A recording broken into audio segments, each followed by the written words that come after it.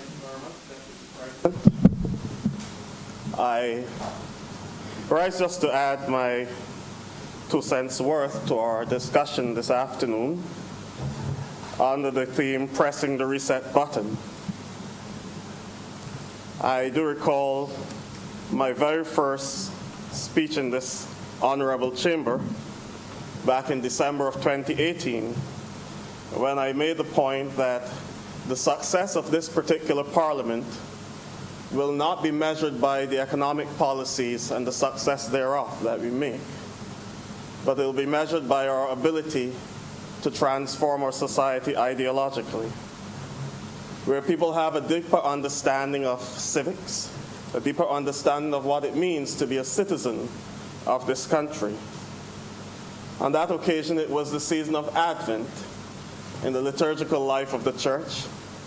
And I made the point then that Advent was a time of preparation, a time of inward looking, where the church encouraged persons to observe what is happening in nature on the outside. That just as the days are getting shorter, and in more northern climes, the leaves are falling off the tree and everything is dying, remember that you are part of this cycle as well. And so we focus on the 4 last things: death, judgment, heaven, or hell. Coincidentally, today's debate comes during the season of Lent, another penitential season when persons are called to engage in a deep sense of introspection. And the season of Lent, like Advent, is one that deals with what is happening on the outside. It is the transitioning from winter to spring. And the church recognized that the temptation is always there that once things get better, people will tend to forget what they were when they were bad. And so as the days become longer and we move towards the season of spring, which began yesterday with the vernal equinox, the church reminds humanity, remember that you are dust, and to dust you shall return. It is meant to guide us to a deeper sense of humility, to humble ourselves to the recognition of the sovereignty of God in our lives, to recognize the frailty of human nature. This afternoon, we gather to discuss this appropriation bill, which through no fault of those who crafted it, the great technocrats in our government, it can be considered as being very akin to a house built on sand.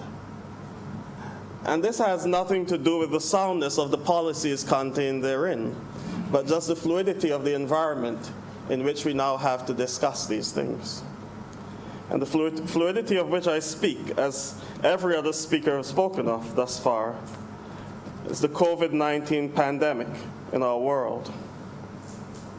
Mr. Deputy President, this affects us here in Barbados in diverse ways. While Barbados has the unique distinction, and I even say we boast, of being rated as one of the leading nations in the world with the highest number of centenarians per capita and a relatively high life expectancy of over 79 years, it is that very demographic that this disease threatens. To this end, I believe that our focus, as it has been, ought to be how we can maintain cohesiveness in our society in a time of social distancing and economic uncertainty. How can we protect the most vulnerable in our society? Our parents and grandparents and great-grandparents, those who through their sweat and their tears helped to build this nation that we have the opportunity to guide through this perilous period. No doubt the question raised by the Honorable Leader of Government Business will get louder should the situation here, God forbid, deteriorates even further. That question of, have we acted quickly enough? Should we have closed our borders? Mr. Deputy President, time will answer that question for those who are seeking an answer for it. But I encourage us here in Barbados, let it not be an I told you so moment. Let it not be a case where anyone, whatever side or however you may feel at this point in time, say, I told you so. In fact, if I were to put on my other hat and grant absolution, I would grant absolution even before we know the offense. And I say that because nobody knows what is right or wrong at this time. It is just uncertain. Nothing is concrete. Even the spread of the disease and how it is transmitted, we're still learning as the days go by. Is it passed by droplets, human contact, the social distancing? Will that help us? Now I read just last night that there's a possibility that it may stay airborne for long periods of time, given the environment. And as you heard from the leader of government business this morning, we even have to prepare for the concept of phases, that this may just be phase one. Mr. Deputy President, these are unprecedented circumstances for us. And I wish to specially commend the government of Barbados, the Honorable Prime Minister and the Cabinet, and other leaders in public and the private spheres. Leadership in a time of crisis is never easy. And I know that many persons may have opinions of what should be done or what shouldn't be done. It was Voltaire who said, the best form of governance is democracy with a little assassination every now and again. But we do not practice that kind of governance here, sir. We practice the governance where we have educated our people. We have an educated society, and we have every confidence as Barbadians that we will follow the necessary precautions to remain safe. To settle the minds of those who are anxious at this time, the Honorable Leader of Government Business mentioned the Spanish flu and Hong Kong flu. But here in this country, in 1854, we had the cholera epidemic. At that time, public spaces and buildings and churches were closed for 8 months. But that society survived. They worked together. And as I was telling my congregation, in the little tiny hamlet of St. Luke, though closed for 8 months, and there was no technology, no telephones at that time, the day they opened on December 31st, 1854, the bishop confirmed 33 persons. They kept their faith, and they kept the community going. We have even more at our disposal now to do so. They survived then. We will ensure that our society comes out of this even stronger than we went into it. As an unrepentant evolutionist, sir, and I know many people will find this strange, I subscribe to nature's adjustments by means of survival of the fittest, where through natural selection and adaptation, nature makes its course. In the midst of COVID-19, while I pray that this does not affect us at a physical level, I equally earnestly pray that COVID-19 induces the ideological evolution that is so essential for our future survival as a people. In pressing the reset button, there are three things that come to mind, some on the national level and on the international level. Self-sufficiency. Self-sufficiency. I had said before that I believe that the economic downturn of 2008 was a good opportunity for our leadership then to induce the type of change that is necessary for this society to become strong. It was a time to train the taste buds of our people to eat what is grown here. Perhaps now that will happen. A nation that is incapable of feeding itself and supplying for the needs of its people will always be at the behest of others and is just a sitting duck waiting for the next pandemic or the next disaster. I commend the government for the measures already taken through the Ministry of Agriculture to try to boost our food security here on the island. But I also see another way where this can happen, perhaps a prophetic way. Thinking of the work of the prophet Isaiah, way back in the 8th century BCE, when he prayed that one day nations will beat their swords into plowshares and their spears into pruning hooks. I pray that the young men of this nation who've been bent on violence and those who caused us to have the dubious record of 46 murders last year, in the midst of all that is taking place now, will see the necessity to put down their weapons and take up tools of agriculture, to build a society rather than seeking to destroy. As we press the reset button, Mr. Deputy President, I hope that we will learn to value each other in this country, that the political divide will just be there to provide sound opposition and sound guidance, rather than seeking to divide our people and pitting them one against the other. I hope that this moment teaches us that power is only temporal and temporary, and at any time it can be taken away. I hope that during this time, as we press the reset button, employers can be more empathetic to what their employees are experiencing, and so be moved to treat them even better. But on the international level, sir, I also hope that the reset button will be pressed there as well. That the divide that we have created in our world, which is supposed to be economic, of a first world and a third world, will no longer be passed on to see the people in those territories as first class and third class. The efforts of Barbados at this time ought not go unrecognized. And here I wish to commend Senator Cummins and her team at the Barbados port.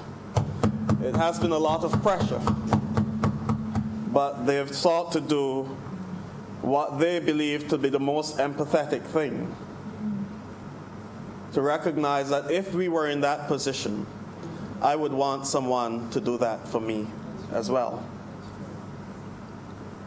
But while I'm here, I wish to especially thank the government of Cuba for the outreach they've given in the midst of this pandemic, in reaching out to us here in Barbados. As you heard the leader of the government business speak about doctors and nurses possibly coming here, for the work they've done in Jamaica. I also wish to commend the government of Cuba for allowing the MS Braemar to dock there. Though they had persons on board already infected with COVID-19, Cuba opened its port to salve the anxiety of those people and gave them safe haven so that they can return to their homes. As I highlight that, sir, I hope that during this time of COVID-19, when the world is on pause, that we can look back at some of the atrocities we've committed in the past against some of the same persons who are now opening their arms to us. I hope that the UK I know that they had their first official visit for a long time last March when the Prince of Wales visited. But I hope they will use what has happened here to convince and to tell their brothers on the other side of the Atlantic, take the pressure off. For since 1962, these people have been under a trade embargo. And they've worked and they've learned to make do with what they have. And now they've become one of the nations in the world to which many look, while still under an embargo. In fact, just on December 30th last year, the U.S. was talking about maintaining maximum pressure against Cuba in 2020. I hope that COVID-19, that has brought the world to its knees, will teach us that we are all equal in the sight of God. And today, you may be up, but you never know what tomorrow brings. Treat everyone with dignity. Treat all humanity with respect. COVID-19 is calling the world to examine itself. We here in Barbados have an opportunity to press the reset button. It may be a little difficult. We will have to endure some pain. Our children, for the first time, many of them will know what it is like to have little. I remember the days, Mr. Deputy President, I'm sure you would too. I heard about them, you would have experienced them. When one suite used to share sometimes between 4 and 5 children. And you look forward to that. Now some children have a pack of sweets and they do not even think that it can go around. Perhaps this will teach us how much we really need to survive.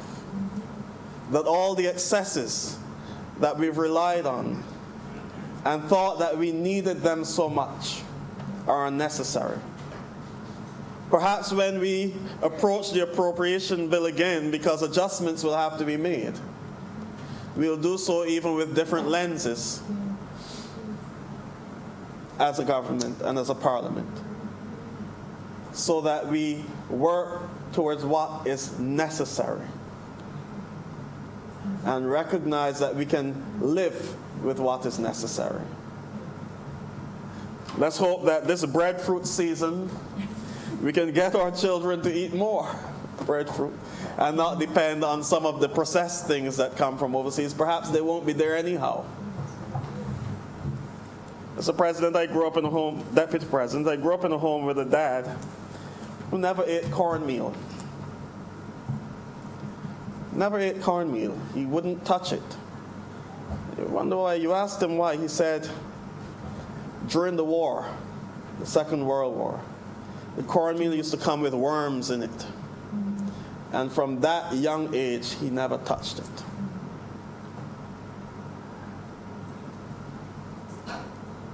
We do not know what the future holds for us here. But what I can assure the people of Barbados is that we're not going through a drought, neither are we going through a famine. God still continues to send rain. He still continues to provide. Let us use what He has given us for our survival now, so that when we come out of the effects of COVID-19, we'll come out as a stronger, more cohesive, more committed Barbados to the greater good. Thank you very much, Mr. Deputy.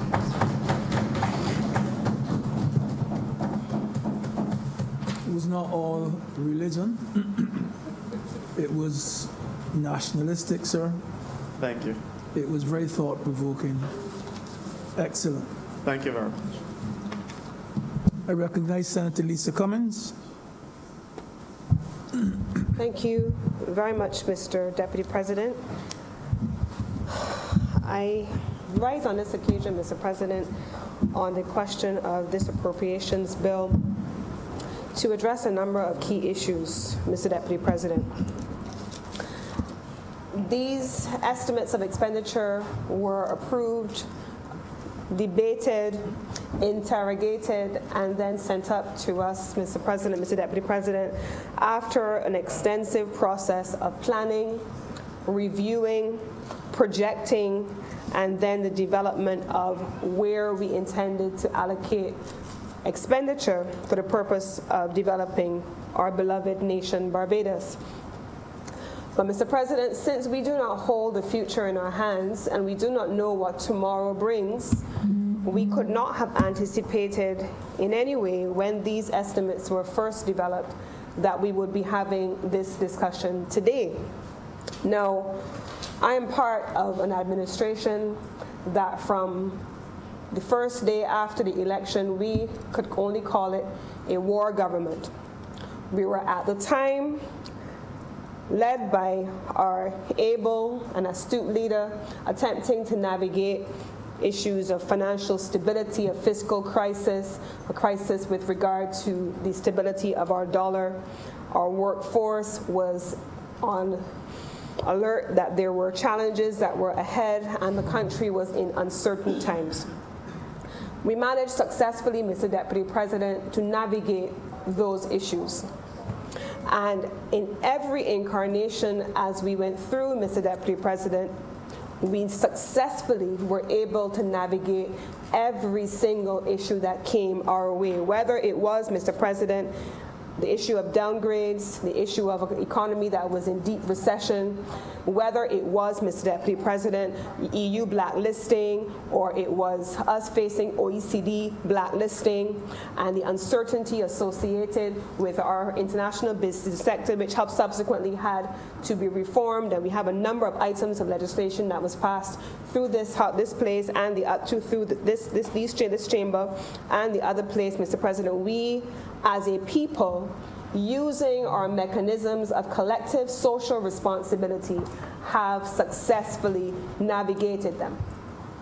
But none of those things prepared us, Mr. Deputy President, as difficult as they were and as successful as they have been so far, and as much as we have been emerging from those places, they have not in any way still prepared us for a time like this. In fact, Mr. Deputy President, this is perhaps one of those few occasions where there are very few countries, if any, in the world, including those who have been through the rigors of war and everything else, who could say that anything that they have successfully navigated could prepare them or has prepared them for such a time as this.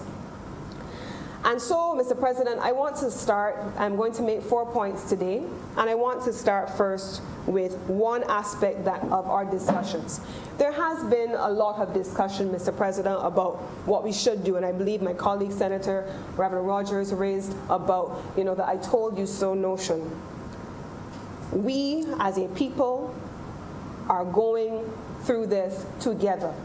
We are making the best decisions with the best information available to us based on our unique circumstances, Mr. President. And some things we will do right, some things we will do wrong, but there is nothing that prepares you for a moment like this.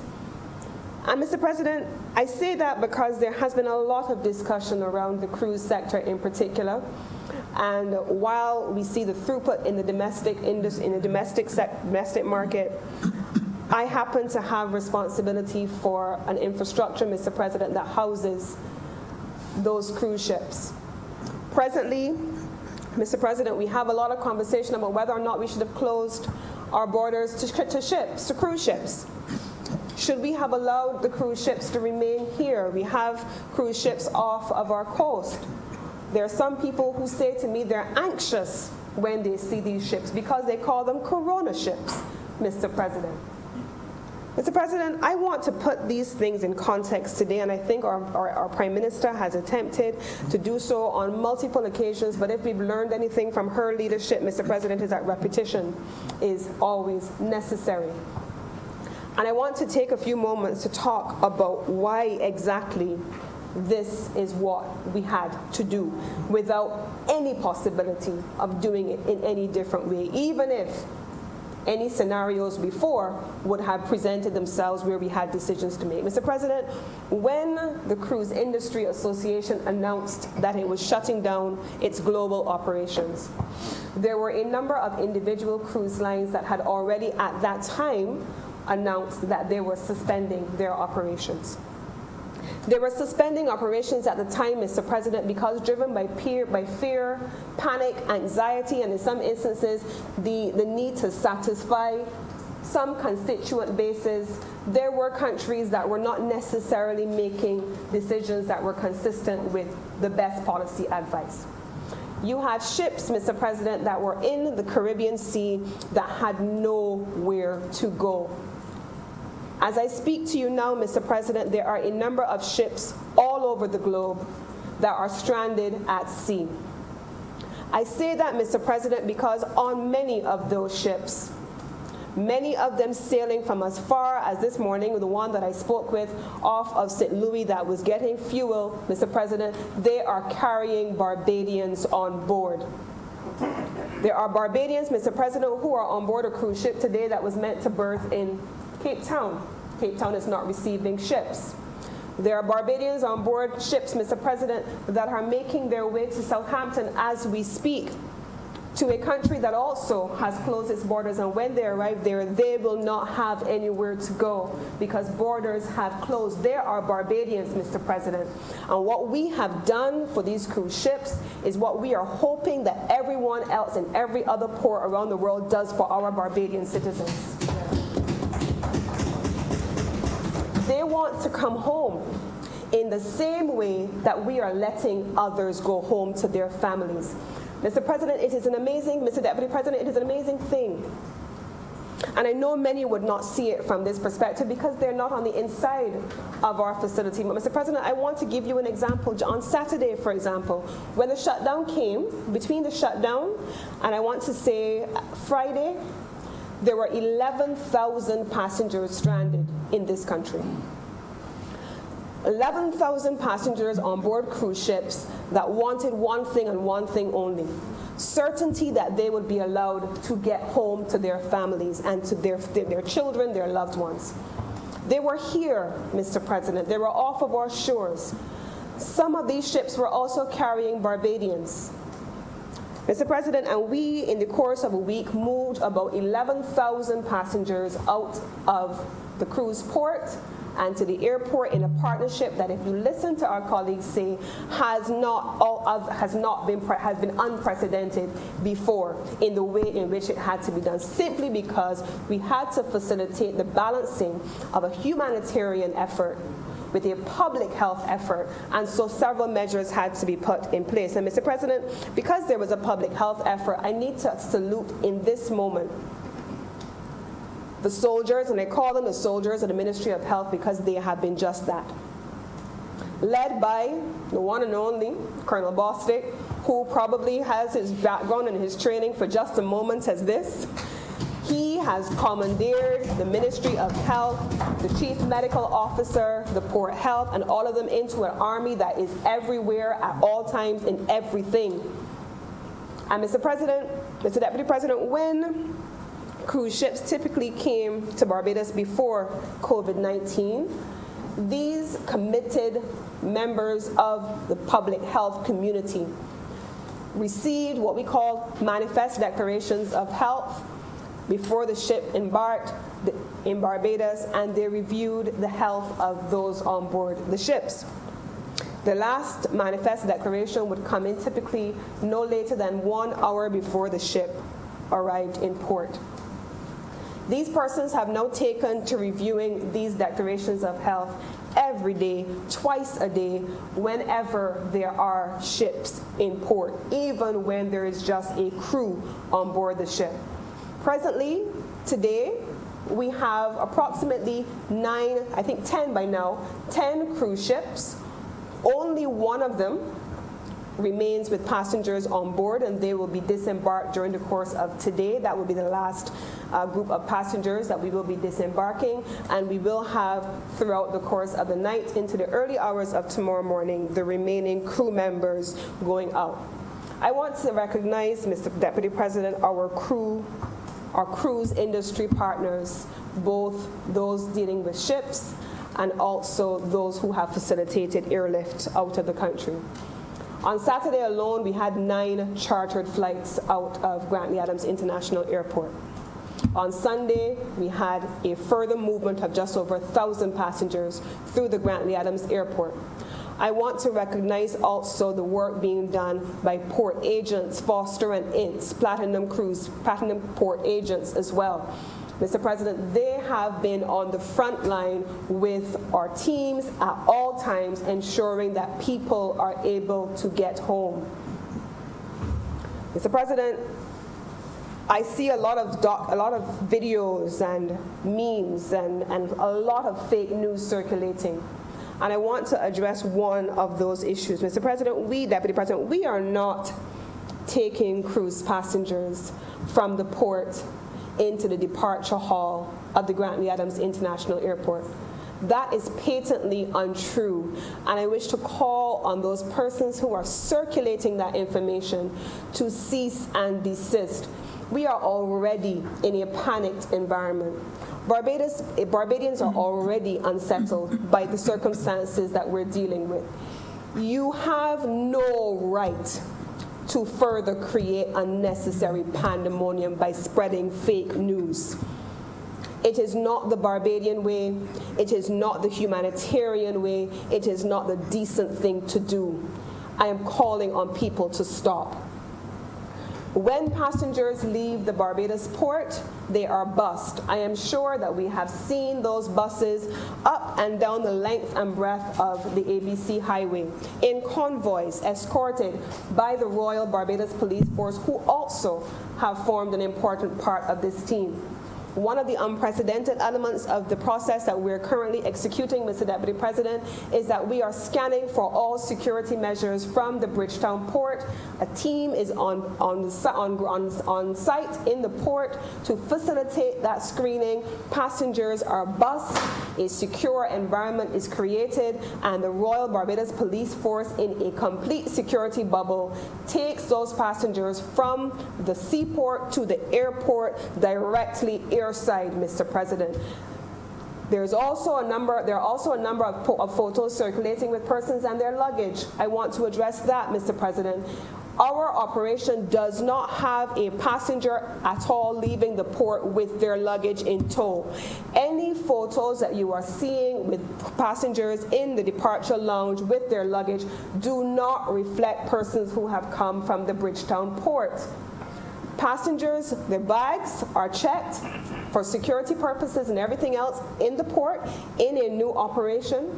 They are also placed on a 40-foot luggage truck and transported in that convoy, Mr. Deputy President, to the Grantley Adams Airport.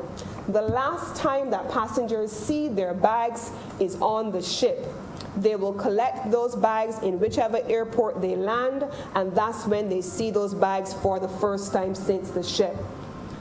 Any photos purporting to represent persons coming from the Bridgetown port over the last week in the departure lounge with their luggage, any of those photos, Mr. Deputy President, are false, and they do not represent what is happening in this COVID-19 environment.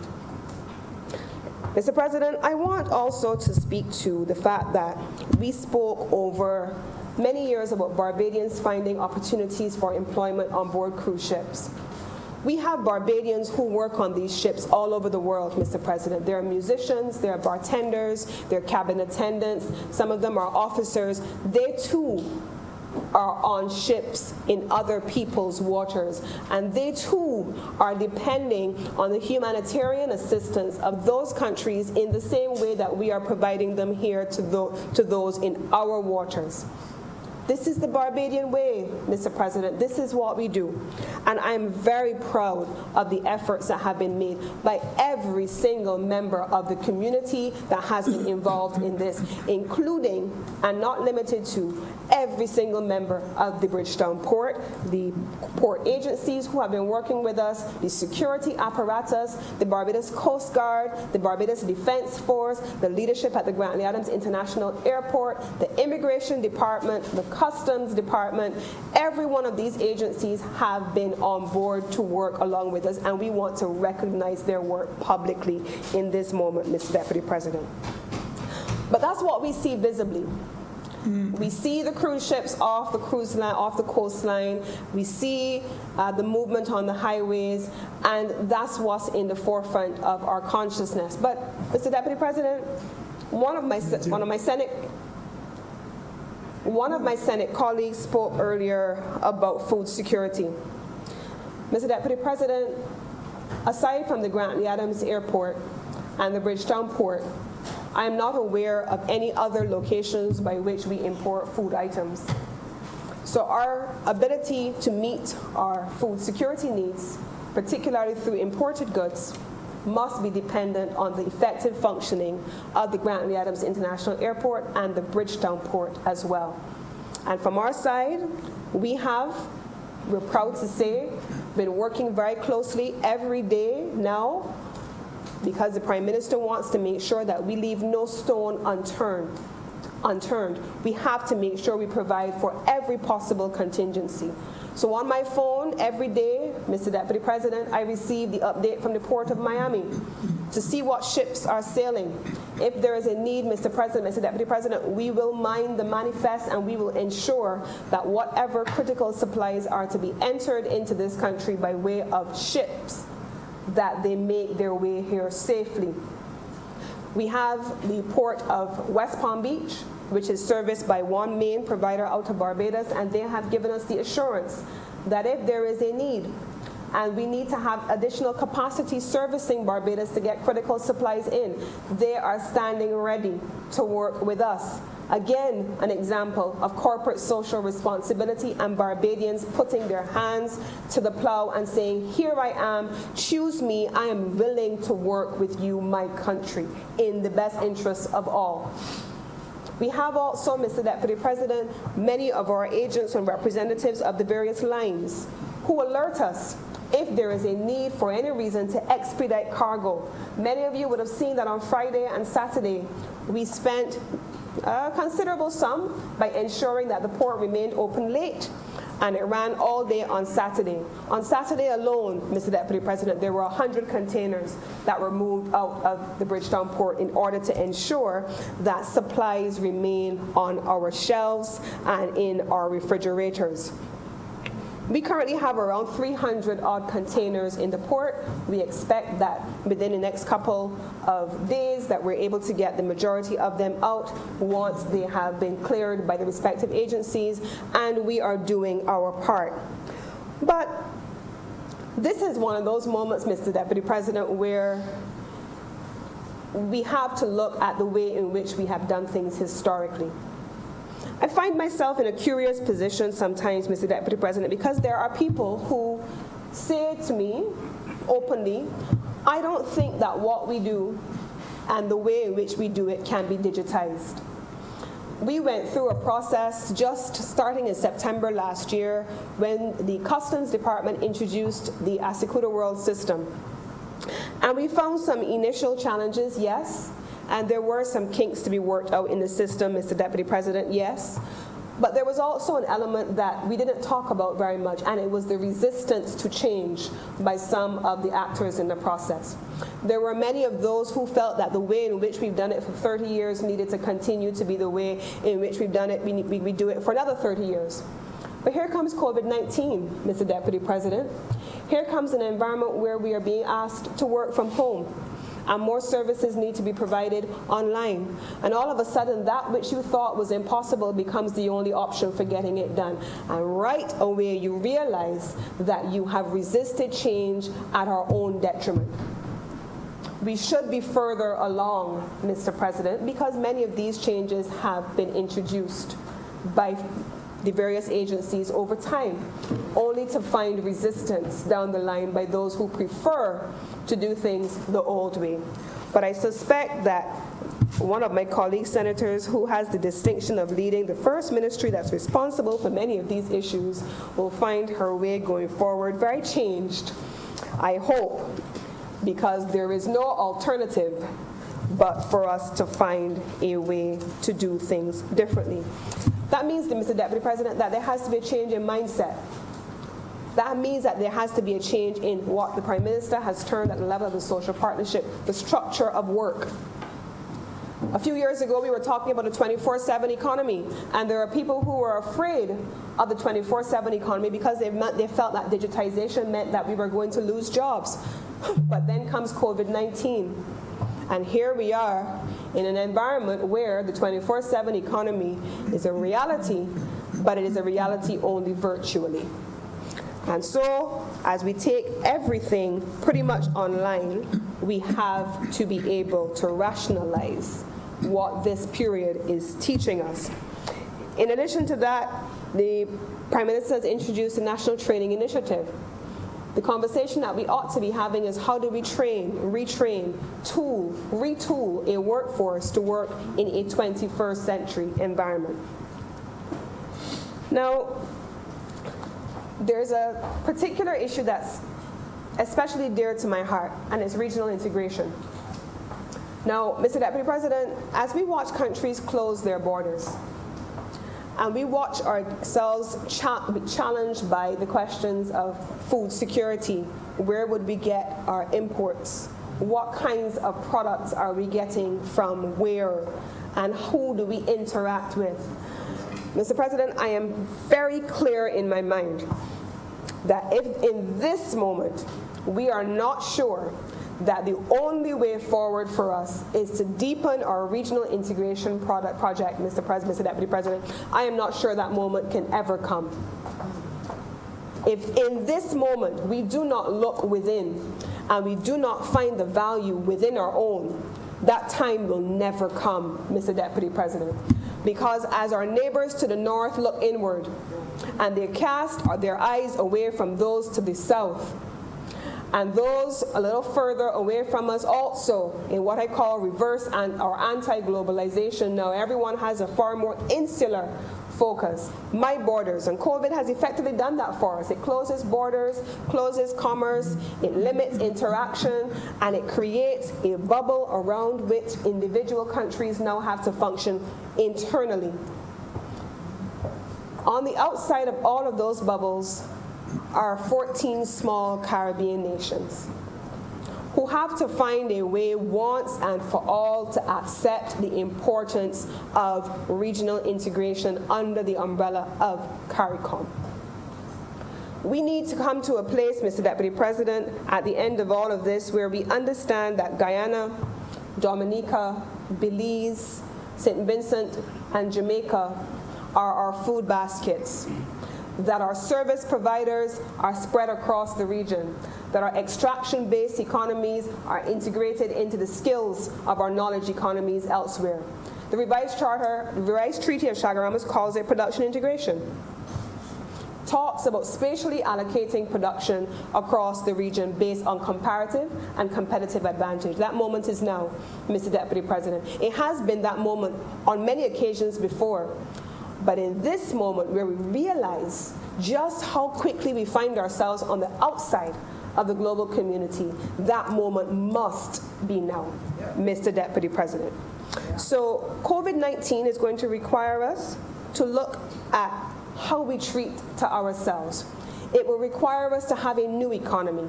How we see our productive sectors and how we draft estimates in the future will be dramatically different because we suddenly have a new economy, a new structure of work, and everything is now transformed. We have to deepen regional integration. We have to be digitized. We have to look at how we're treating to our productive sectors. And we talk about things like subsidies and so on, and I heard that earlier in this chamber. But Mr. Deputy President, if you understand the way in which the World Trade Organization was set up in 1994, we know that Prior to the General Agreement on Trade and Tariffs, the questions of subsidies and subsidization, particularly for export purposes, were dealt with in great detail in the GATT. And so, GATT 1992. And so that agreement does not allow the space, except under very strict considerations, for many of the countries post-1992 to implement the kinds of measures that were being called for earlier by my colleague, Senator. And what many of us in the developing community called it was simply a matter where certain economies, to which he referred, embedded their provisions in their domestic legislation prior to 1992, and then subsequently all of the countries were functioning on what was now called a level playing field, which we always knew was not level, but nonetheless it became illegal in any event. And so those measures are not in the way that was called for available to Barbados. But we still have to have a new economy, one that is built on our regional project. Mr. President, in closing, I want to make my final point on what I call the who we are of COVID-19. We have talked about things like a national consciousness, initiatives like We Gathering, initiatives like local government reform, initiatives like engagement across all levels of society, expansion of the social partnership, have evolved in a way that has spoken to who we are as a Barbadian people. The ships, for example, that we've talked about, sitting offshore with only their crew, with nowhere to go, speak to who we are as humanitarian people. Where do we want to see ourselves after we have emerged from this time? Who are we as Barbadians? Are we those people who are looking out for our brothers? Are we those people who are staying in our homes and saying, well, this is not my problem, this is somebody else's problem, and you're not helping that elderly neighbor who lives alone, who is next door to you?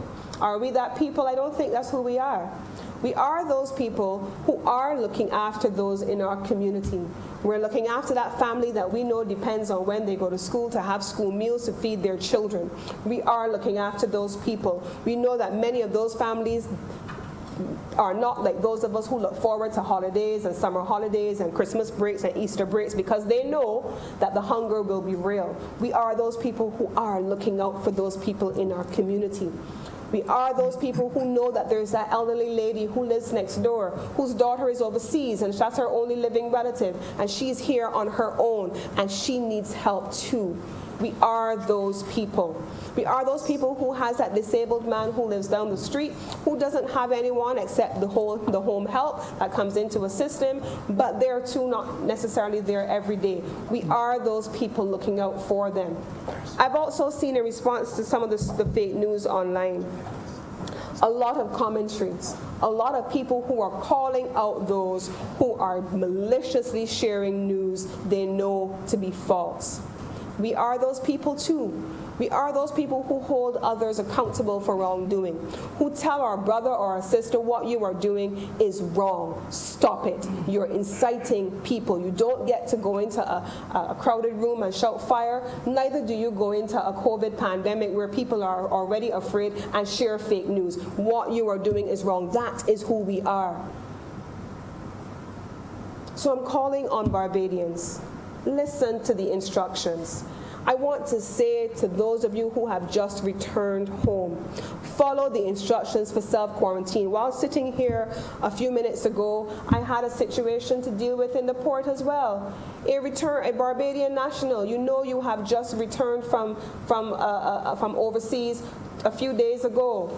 And the instructions were from our Prime Minister in national news and on all of our press that you must self-quarantine for 14 days. Why are you in the Barbados port attempting to collect a barrel? Follow instructions. We need people to follow instructions because it is the only way that we can contain this virus. It is the only way we can keep people safe.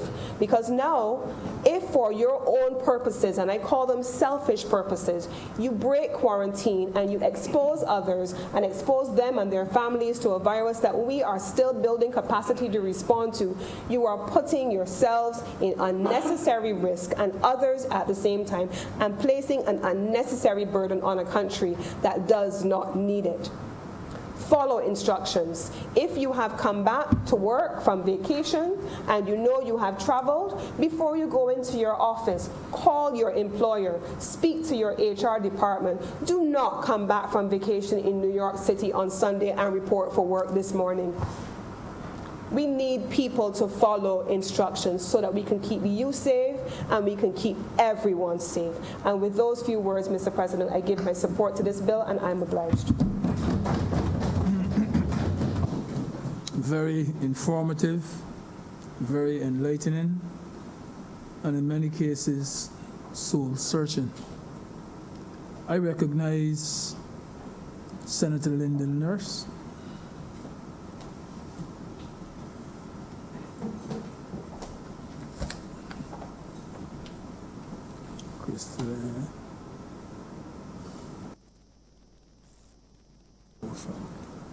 Go ahead. I didn't want to work. Thank you, Mr. Deputy President. I rise to make just a few comments in regard to this appropriations bill, which we are being asked to approve this evening. Bill which projects an estimated revenue for 2020-2021 of approximately $3.142 billion and projected expenditure of approximately $3.4 billion. Obviously, at the time of preparation of these estimates, it would have not been could not have been foreseen that at this time we would be in this position where the pandemic of COVID-19 would be having its impact globally. And so, to some extent, we will obviously have to wonder how at some point in time we may have to adjust these figures. The revenue, we know, will probably fall short. We know that a lot of our revenue hangs around the activity in the tourism market. And once we have had to take the measures that were necessary in terms of restrictions to persons entering the country. For example, we know that it has become necessary to impose a 2-week 14-day quarantine on persons coming into Barbados. That almost, immediately wipes out a substantial part of the tourism trade that we would have been expecting over the period for which, for however long, we will have to keep that requirement in place. And Mr. Deputy President, I understand the situation in which the government, under these circumstances, find itself. It cannot be easy for any government to have to make the type of decisions that are now necessary or may become necessary in the very short term. And I could very well understand, and we know of the saying that it becomes lonely at the top because the buck stops at somebody. And I could understand the situation that the Prime Minister, for example, will find herself in, because when that is where the buck will stop. But I want to say that as far as we can see, up to this point, it appears that strong and forthright decisions have been made, that there have been lots of preparation to prepare us for the eventualities of this COVID-19. And I can only advise that the government stick to those plans and follow them through. And I also would like to suggest that it is important that we always listen to the professionals. Not only listen, but to take their advice. And here I just want to take a moment to commend all the personnel, particularly in the health field, who would have been working extremely hard and diligently to make sure that all of the necessary protocols are in place, to make sure that there can be a smooth transition from one phase to another as the COVID-19 situation escalates. And I think that we have had a cadre of health personnel, the chief medical officer, the SAR, and all the others who have been working so diligently. And up to now, as far as I can see, have done an excellent job in keeping us on course over this period of time.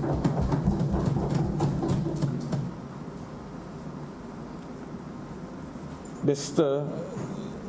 Deputy President, had over the weekend looking at some information coming out of the United Nations World Tourism Organization, and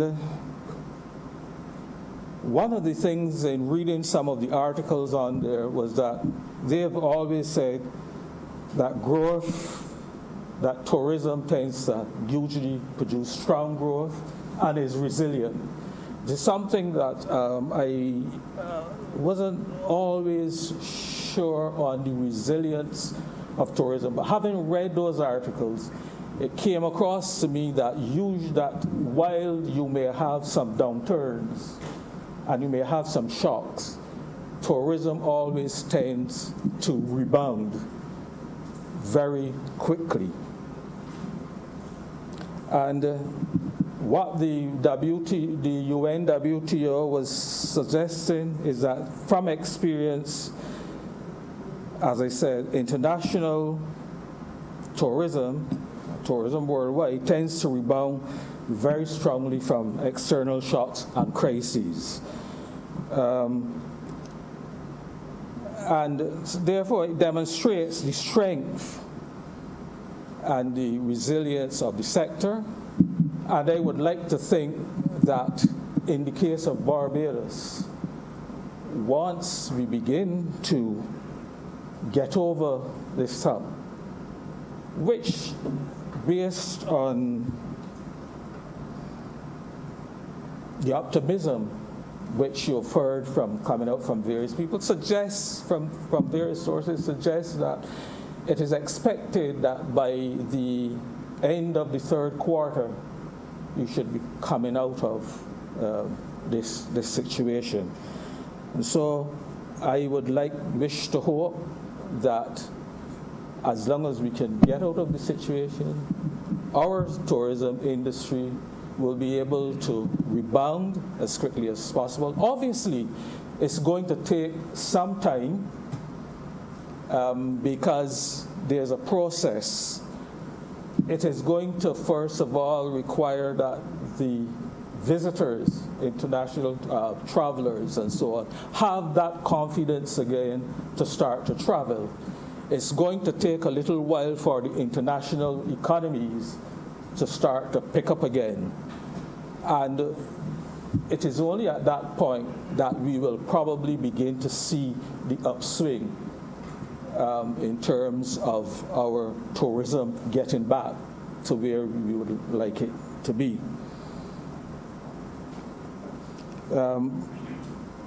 We of necessity have had to impose certain restrictions which would require visitors coming in to have to quarantine for a 2-week period. that allied to the fact that there isn't going to be a lot of airlift available anywhere, anyhow, into the country for some period of time, means that we are going to see, or we have begun to see, and I'm sure the tourism experts will speak more to this, significant reduction in the travel services and the tourism-related services while this demand continues to retract. And Mr. Deputy President, I should also remind us that even before the onset of COVID-19, in fact, from as early as last year, 2019, there were hints or indications by agencies such as the World Bank and so on, that there was beginning to see some declines in activity, in economic activity throughout the world, which would tend to suggest a slowdown in travel and tourism and so on. And that would also have had an impact. So that's sort of doubling up, as it were, or exacerbating the situation as we stand under just now. And there were other things also. Brexit. We were pondering what the effect of the post-Brexit would have on our economies and on that particular market, which is very important to us. So the UN WTO is estimating a decline globally of about 1 to 3% in tourism arrivals. And this would be against the background originally of a projected growth rate of 3.3 to 4%. That would have been projected at the beginning of the year.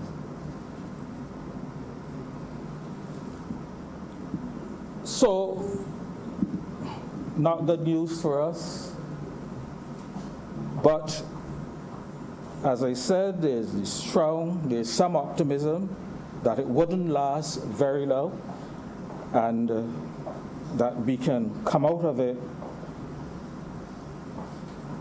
and get back on our feet. And therefore, I wish to strongly commend government for the support which government has said that they are prepared to give, particularly to players in the tourism and tourism-related industries during this particular period when there will be literally or no business. And I think it is important that we recognize that not only do we have to keep those businesses afloat, but we also have to create the opportunities for the employees in those industries to be able to continue to make a living. One way or another, if they're not out working, they're going to be seeking support either through the National Insurance and Employment Scheme or otherwise, but find some sort of financial support is going to be required.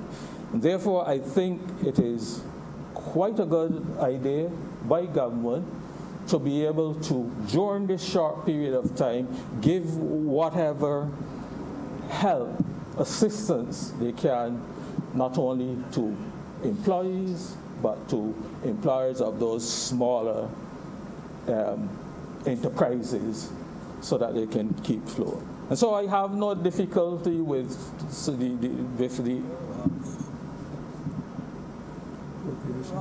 the idea, with the whole idea of allowing a little space from the employer's point of view in that industry to have a little ease on the payment of national insurance in the case of the employee and in the case of the employees' contributions, and for the waiver for a short period of time of the national insurance contributions of those employers who undertake to at least maintain approximately 75% of their workforce during this unfortunate period. So this demonstrates really how vulnerable this country and other countries like ours are due to this heavy reliance on tourism. And I made the point, I believe I made the point last year during a similar debate, that while I understand how we depend so heavily on tourism as the driver of our economy, we do seriously have to start to look for alternative sources. We tried, and we're trying with the international financial services, but we know the issues there, Mr. Deputy President. We know what a difficult fight it has been with international organizations related to the EU and these various organizations that continue. It almost seems to keep moving the goalposts as soon as we set certain goals, and they set certain goals, we have to implement them, and then they move the goalposts again. So it's always, I see it as it's going to be another difficult area for us to have any great expansion in that area. And but we do have to take the time to look at the alternatives areas of just making this economy a little more diverse and diversified. And which brings me to agriculture, Mr. Deputy President. An industry which is always almost like second tier, or be treated almost like a second tier activity to all the other activities. The Ministry of Agriculture and Agriculture generally has never seemed to have been given the level of prominence and support and push that is necessary. But it brought home to us, and certainly to me, approximately 2 weeks ago when we were here and we were being given an update, the importance of scaling up our agriculture, and that was brought home because of this same COVID situation. And we were looking, and it caused us to think more about food security and about production in these areas. And I still haven't, I said it already, I still haven't heard a lot in terms of pushing agriculture. Again, we heard, I believe last year or year before last, it may have been last year, about the introduction of a medical marijuana industry. Not sure that a lot has happened in that area up to this point. I haven't heard of a lot that has happened. Perhaps things are going ahead, quietly, but I haven't heard a lot about that. But other issues, other things in the industry that perhaps we need to be looking at and we need to be doing are not doing them now because of COVID-19, but seeing the development of the whole agricultural sector as a key aspect of our economy and of feeding ourselves as we go forward. I know, for example, and the interesting thing about agriculture and the Ministry of Agriculture is that traditionally it has employed some of the highest qualified minds. Lots of doctoral people who have done doctoral studies in the area, and who I'm sure, given the right impetus and given the right direction and directive, can come up with a strategy for getting our agriculture up and moving ahead.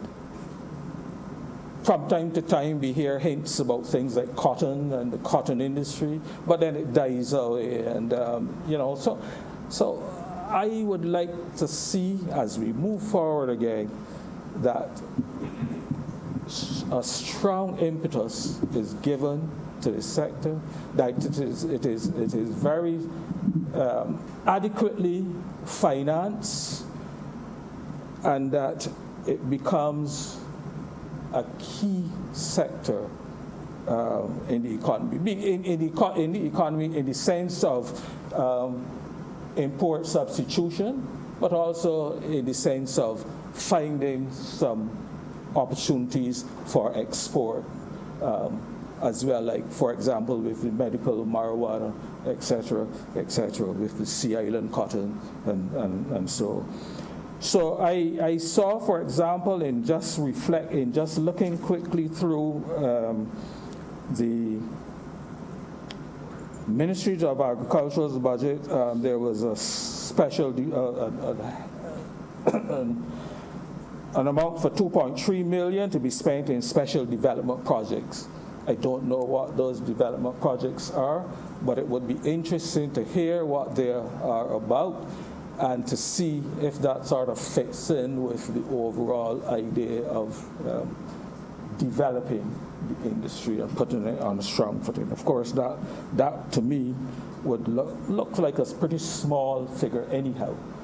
But now that we are discussing it, perhaps government will take another look and see how they can ramp up in terms of our investment in agriculture. So that is one good thing that could perhaps, if any good thing can come out of COVID-19, that could certainly be one of the things that we could see where we have a strong agricultural sector going forward.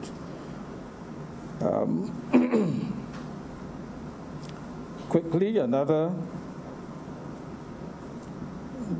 good thing that could possibly come out of all of this COVID is government's acceleration of its online programs. And I noted with some satisfaction quite recently that you can now pay your land tax, I believe, on SurePay, via SurePay, or via some of the other government payment platform.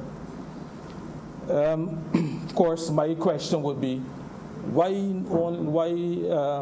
just land tax? Why not your vehicle, well, not vehicle license, but your driver's license? Why not my income tax? And all of the other number of other government services that we should be able to, taxes that we should be able to go online and pay for, and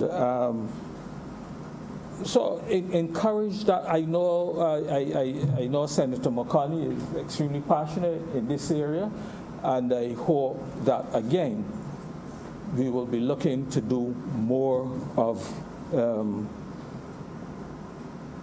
putting more of those services online, which not only adds to the efficiency of government, but we always hear about doing business in Barbados, the problems of doing business and so on, and that will certainly be part of improving the whole concept of doing business in Barbados. Just wanted also, and the Minister of Foreign Affairs is here, again in looking through the estimates, I noted, of course, there was a sum of 16.5 million for the UN Conference on Trade and Development, which is to happen later this year. Now, I don't know if COVID will have any impact or any effect on that conference. I don't know what government's expectations were in terms of revenues generated for government coming out of that investment. I certainly hope that it will go on, but like anything else, we don't know. We just don't know what will happen. But perhaps we could get a little more indication on what is happening in regard to that conference. And just one other comment I would like to make, Mr. Deputy President, and it is in terms of a note I saw on the Ministry of Finance, one of its strategic goals, which was to modernize the government procurement system. I think that is something which is long overdue, something which all governments have been speaking about, but so far we seem not to have been able to put anything in place to not only modernize that system, but to make it much more transparent and to bring it in line with all of the aspects of transparency and so on, which this new administration, or relatively new still administration, have been speaking to. And I would suggest, as recently, I believe, as within this debate in another place, there were questions being raised about procurement practices, about various contracts that had been awarded, various rates that had been agreed to, which were excessive and which were renegotiated. We were hearing all kind of issues in terms of, I believe, the Minister of the Environment made in terms of the Sanitation Services Authority and certain contracts that were awarded in that department. And so I think the time is right and now to have or to look seriously at the introduction of a contractor general who can bring some clarity, hopefully, to this area, who can make sure that as we go forward, we have a government policy and government procurement practices are clear, they are transparent, and that a contractor general in these circumstances will not just be some paper tiger who will, at the end of the year, perhaps write a report or something and nothing happens, but that he be given the necessary power to be able to make sure that what is happening in terms of government contracts is entirely above board, is entirely transparent, and that government overall efficiency and savings will be reflected as a result. And so, Mr. Deputy President, I wouldn't wish to say much more because obviously we understand the environment and in which these estimates of revenue and expenditure are being presented.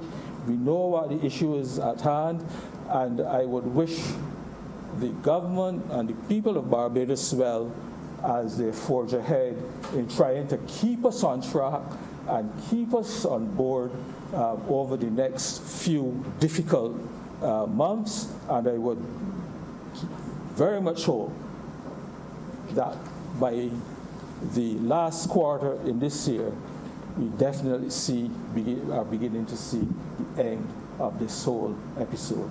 With those few words, Mr. Deputy President, I am obliged to you. Thank you, Senator Nurse. Senator Adams.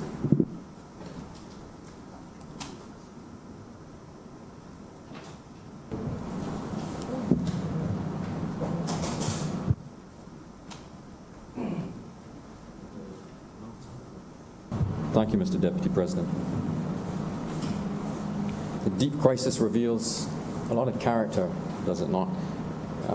What struck me in the past few weeks has been the coalition of Barbadians uniting to face the crisis in front of us, whether they're on the government side, on the opposition side, whether they're Labour, whether they're Capital. Everybody has recognized the depth of the crisis before us, and I wanted to pay tribute to that. Some other senators have done that already, but I'm proud as a Barbadian to see that. I'm proud of my fellow countrymen, and the way we have come together to face this crisis, I think, is as remarkable as the danger that COVID-19 actually represents to us. Having said all that, of course, it's not easy going. It's not all sweetness and light. I'm thinking particularly of our medical professionals. They're under a lot of stress. The accident and emergency staff in particular at the QEH, I know, are under particular stress today. We've seen a few videos on social media demonstrating that. They need not just our moral support, but our practical help, and indeed anything we can do to help them. They're there to save lives. That's their mission, but that should be our mission as well. So I tip my hat to them. Now, I think there's little, Mr. Deputy President, that happens in a vacuum around this crisis. Everything is interlinked, and we're really focusing on the health aspects as we should be, but there's little doubt that this year there's going to be a global recession as a result of what's happening right now. And indeed, in some countries, again, as senators have obliquely touched on, that's already begun. Almost for certain in Barbados, that's the case. There's been a guillotining of economic activity, an abrupt halt. There is just no way we can grow this year. Indeed, we're almost duty-bound to contract, given what's facing us. And for economists and a lot of people who look forward, Senator Nurse was just touching on this, when will we come out of this? Many economists, they have this alphabet lingo where they say, will it be a V-shaped recovery? Is it more likely to be U-shaped, which is not an instant bounce back, but more a gentle one? Some are saying it will be an L-shaped recovery, and perhaps fittingly the L would be horizontal, lying down, rather than vertical. And indeed, others can't see how we're going to recover in the foreseeable future. They want to see some data before they actually prognosticate. And all of that sounds particularly intimidating. I remember well the last crisis we faced, which was really a financial rather than a health crisis. And fortunately, this time around, that sector is far more robust than it was back then. Our banks are not fragile, especially the banks who are present in this country and most of the region. But nonetheless, governments like our government that has put forward a very thoughtful, very skillful financial package, other governments are doing the same thing. I believe we're further along in ours than many others, particularly we're further along than our neighbor to the north. But all of them have a common characteristic, and that is this. They are designed to do two things in particular. They want to protect the most vulnerable in our society, and that's both in terms of the fallout on their health, but also the financial fallout in this country, we know many people live a precarious existence. The removal of a paycheck is almost the same as nudging them into extreme poverty. And if you do not do something to relieve those types of households, such as the Prime Minister mooted last week in the other place, which is to say, began a fund, a $10 million fund specifically targeting the 1,500 most vulnerable families in the country. If you do not do those sorts of things, you're going to end up in a situation that's not just economic recession, if not depression, but you're going to rend the social fabric such that there's a lot of danger, potential danger to us as a whole. So the government has put together a package that's designed to mitigate any chance of that happening.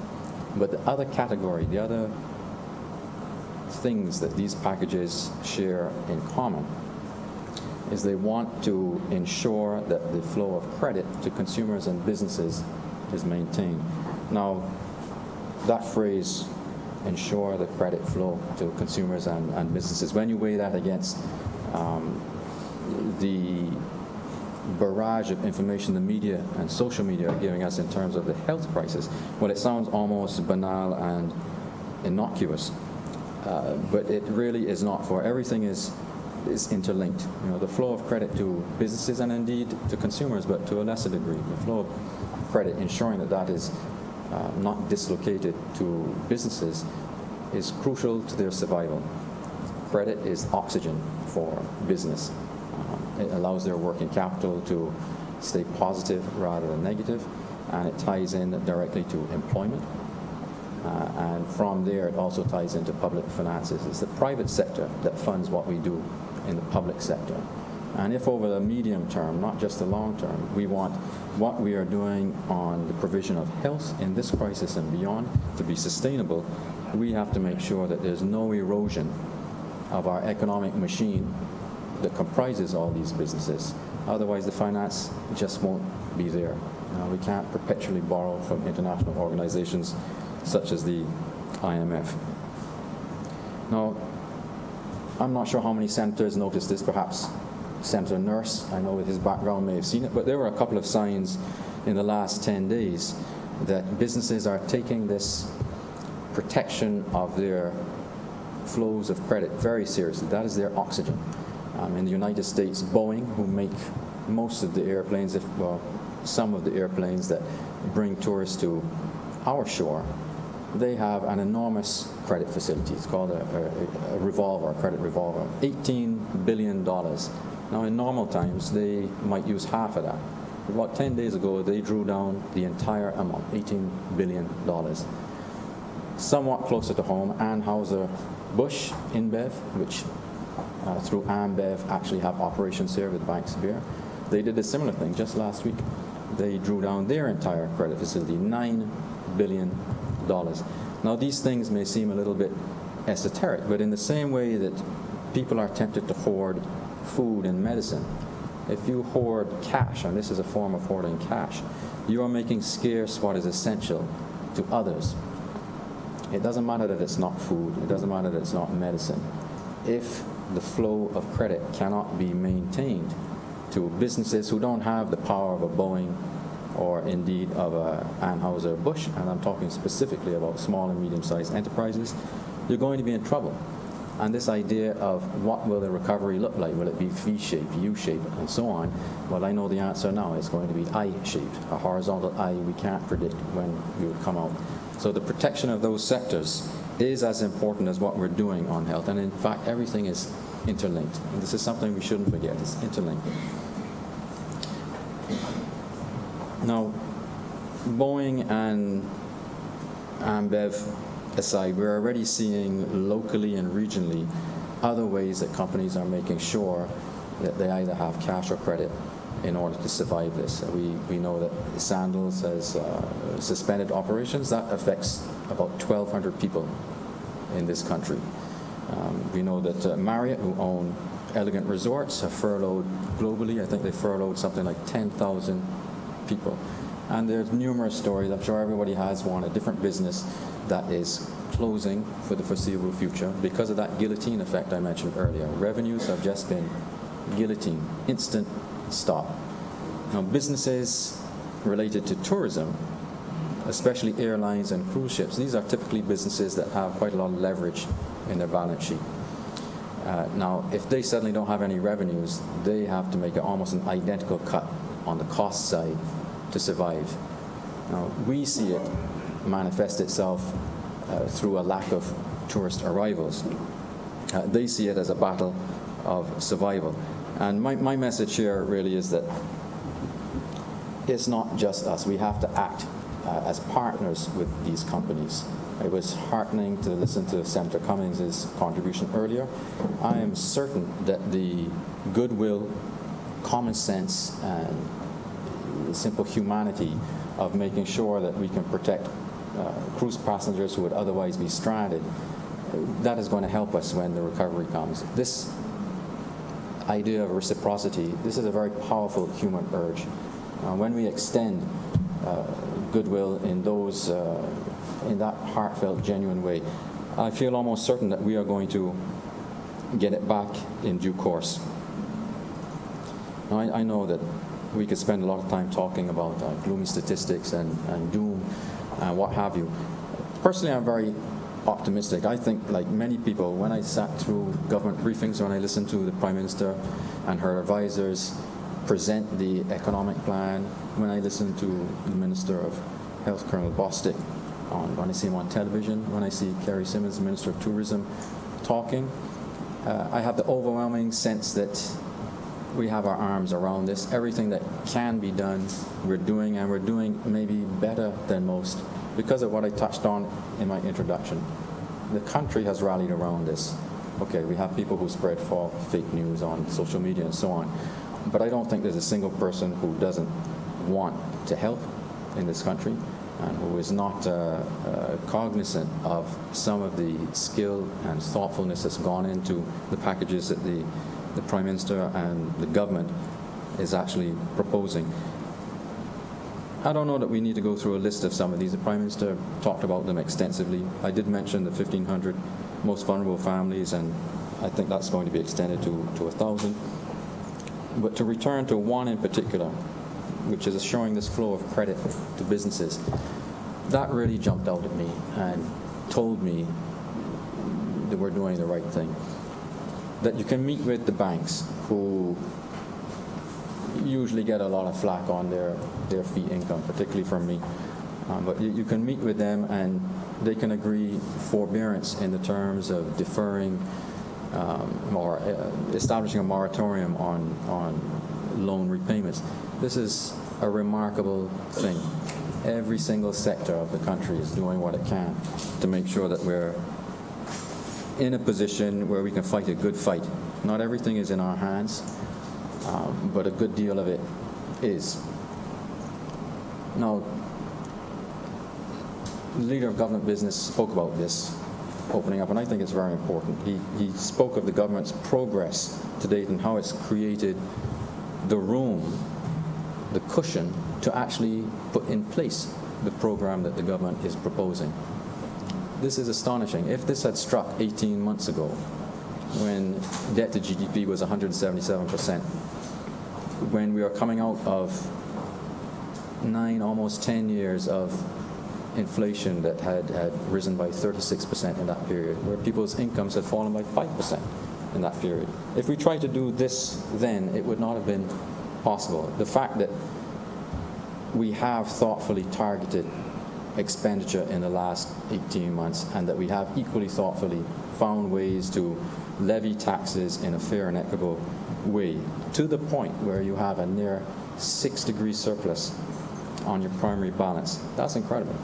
And that has given the IMF the conviction to support us in spending an additional $340 million this year that we otherwise probably would not have spent. But we found it, it's there as a cushion, and that also goes towards helping us fight a good fight. Now, just to return for a moment to this idea of the recovery, what shape will it be? I don't think we'll get a V. That's, to my mind, almost impossible. I think a U-shaped recovery would match what Senator Nurse was talking about. I think that is possible, but it's optimistic. It's a real challenge. Unlike previous crises, this one, coming out of a health pandemic, we have to recognize that COVID-19 does two things. It doesn't only destroy demand, that is visitors to our shores. Tourism, depending on how you measure it, represents maybe as little as 35% and as much as 50% of our GDP. Well, COVID doesn't only attack that. It attacks supply as well. So it destroys demand and it can destroy supply. And it destroys supply in the very way I mentioned before, by disrupting the flow of credit to businesses. This is unusual, and this is what makes it particularly difficult to manage. You know, these airlines that have announced either that they are stopping coming here or they're restricting themselves to weekly flights. So unlike what Senator Franklin said this morning, it is not the case there are no flights, but they are vastly reduced. And by the way, Mr. Deputy President, I would add that this is not just a Barbados problem. I saw a couple of pieces of data that really struck me. One was from a company called Open Table, who measure restaurant reservations around the world. And they showed that in the past year, restaurant reservations have reduced by 100%. That is to say, there are almost none. And that is a global measure. And equally alarming, although it may not seem so in the numbers, is that on average there are 180,000 flights per day around the world. Well, that's fallen to about 140,000. That's getting off at 25%, it's about 22% drop. And we are really feeling it in that area in particular. But everything is interlinked. And those airlines, what Minister Simmons reported is understandable because they are looking at a near-death situation. Now, from our point of view, if we don't work with them, if we don't negotiate, it struck me, for example, that British Airways are negotiating with the government to make sure that we do have this weekly flight. We're not only helping ourselves, we're helping them. It's far more difficult to get a U-shaped recovery if you or your partners have experienced a degrading of your economic capacity for growth. For an airline industry that suddenly has 4 or 5 players go bankrupt, to bounce back, to recreate that capacity is far more difficult than if they're nursed through it, both by their clients, but also by their governments, be it the UK, Canada, or the US. In our case, those three are very important. They are our principal sources of tourist arrivals. Locally, you have the same effect. I touched on the SMEs earlier. The reason they are so important is, in this country, for example, there are about 1,000 of them that turn over between $500,000 and $20 million. They are by far the largest employer in this country, and they by far pay the most in tax. They are the revenue source for public services. In this case, what's under the microscope is the provision of health services. They must be preserved. We talk about the airlines and the cruise liners, but locally, if we don't do a good job there, there's no way we have a quick bounce back. This is why what the package that has been designed by the government is so skillful, because it takes a great deal of this into account. I think there are a couple of other points. Again, I was struck by the theme of Senator Rogers and also Senator Nurse touched on this idea of a reset. I do believe also that given that this crisis, to my mind, is once in a lifetime. I thought that what I saw in 2007, 8, and 9 was once in a lifetime. That's probably a twice in a lifetime for people who are older than me. But this one, the last time we saw something like this was 1918 in terms of its spread around the world, which was the Spanish flu. I'm not sure we're going to see one like this anytime again soon. And it does give us this opportunity either to reset or at least to rethink carefully how we pursue economic planning. I think, as Senator Cummings touched on this also, we have to be very careful when reassessing our attitude to globalization once we get through this. Sure, it has its excesses, it's contributed to the spread of this virus, but we must not throw out the baby with the bathwater. But equally, we mustn't just take it warts and all. We have to have a good understanding of what it is it can do for us. And I do believe that I'm almost sorry that we don't have the opposition senators here, because I know one of them would like to hear this. I think the idea of sustainability, and especially in environmental terms, and not necessarily pursuing growth at all costs, but looking at what the country can handle, and where it makes sense you grow, where it makes sense to pursue something that's perhaps less aggressive but more environmentally friendly, and certainly a more generous legacy to our children. That is something that perhaps should move even closer to center stage than it actually has. In financial terms, we've lived through, certainly most of my adult life, a period where people embrace debt and leverage. Debt and leverage are fantastic when everything goes well. Everybody makes money. But the second you've got a problem, and you find that you have no room to maneuver. And we've seen that time and time again in the last, probably since about 1996, 1997, around the time that Russia had to default on their debt. I would be surprised if people certainly don't start looking at building in insurance in the form of financial margin in all their planning, and certainly at the public level, as this government has sought to do over the last 18 months. It pays to be fiscally conservative when you're running a country. It pays in this region where climate change is such a threat, and you don't always know what you don't know. And we've talked about, where did this COVID-19 come from?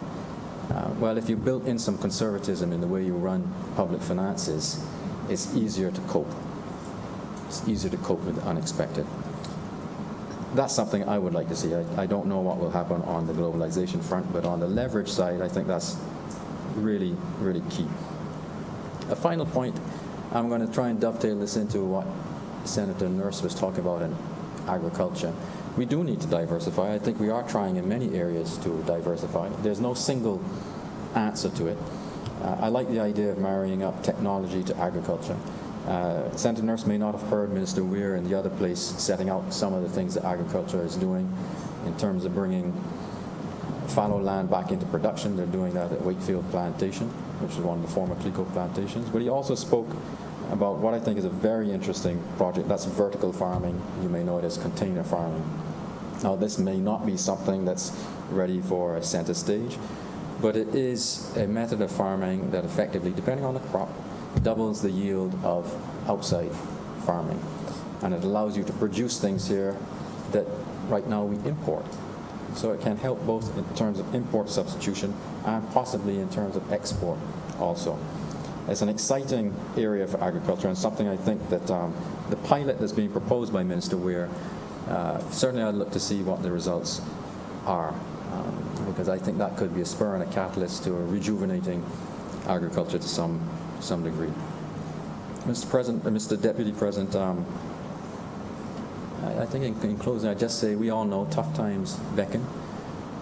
I think that we should all be proud, whatever part of the political spectrum we're representing, when we look at the plan that's been put together, at the people who are standing there, they're walking the walk. It's not just talk.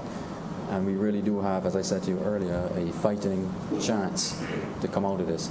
But it's key to recognize this is not just about health. Finance may be boring for most people. It may not get the headlines that some of the websites that are following the coronavirus impact get. Just as an aside, we speak often of the infection rates and the mortality rates, but we don't always speak of the recovery rate. As of this week, 100,000 people have recovered from COVID-19. There are about 370,000 infections. Many of those cases haven't resolved yet, but 100,000 have recovered. So it is not all gloom and doom. And I think what we are doing is putting us in a great position to have this U-shaped recovery, but everything is not always straightforward. And with that, Mr. President, I'm obliged to you. Thank you, Senator Adams. Dr. Crystal Haynes. Thank you, Mr. President, for giving me the opportunity to speak on this occasion. If I had to speak this time a week ago, my speech would have been quite different.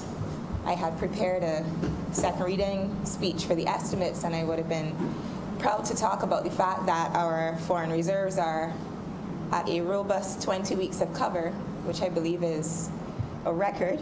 I would have been proud to talk about the fact that we're on a trajectory to getting our debt to GDP down to 60%. I would have been proud to speak of some of the measures that the Ministry of Health and Wellness are taking, including the fact that a $30 million investment is being made in critical infrastructure and equipment at the Queen Elizabeth Hospital in order to shore up the provision of services at that facility. I would have been looking forward to speaking about the $10 million investment that is going into our polyclinics. The $8 million is going into the Barbados Drug Service.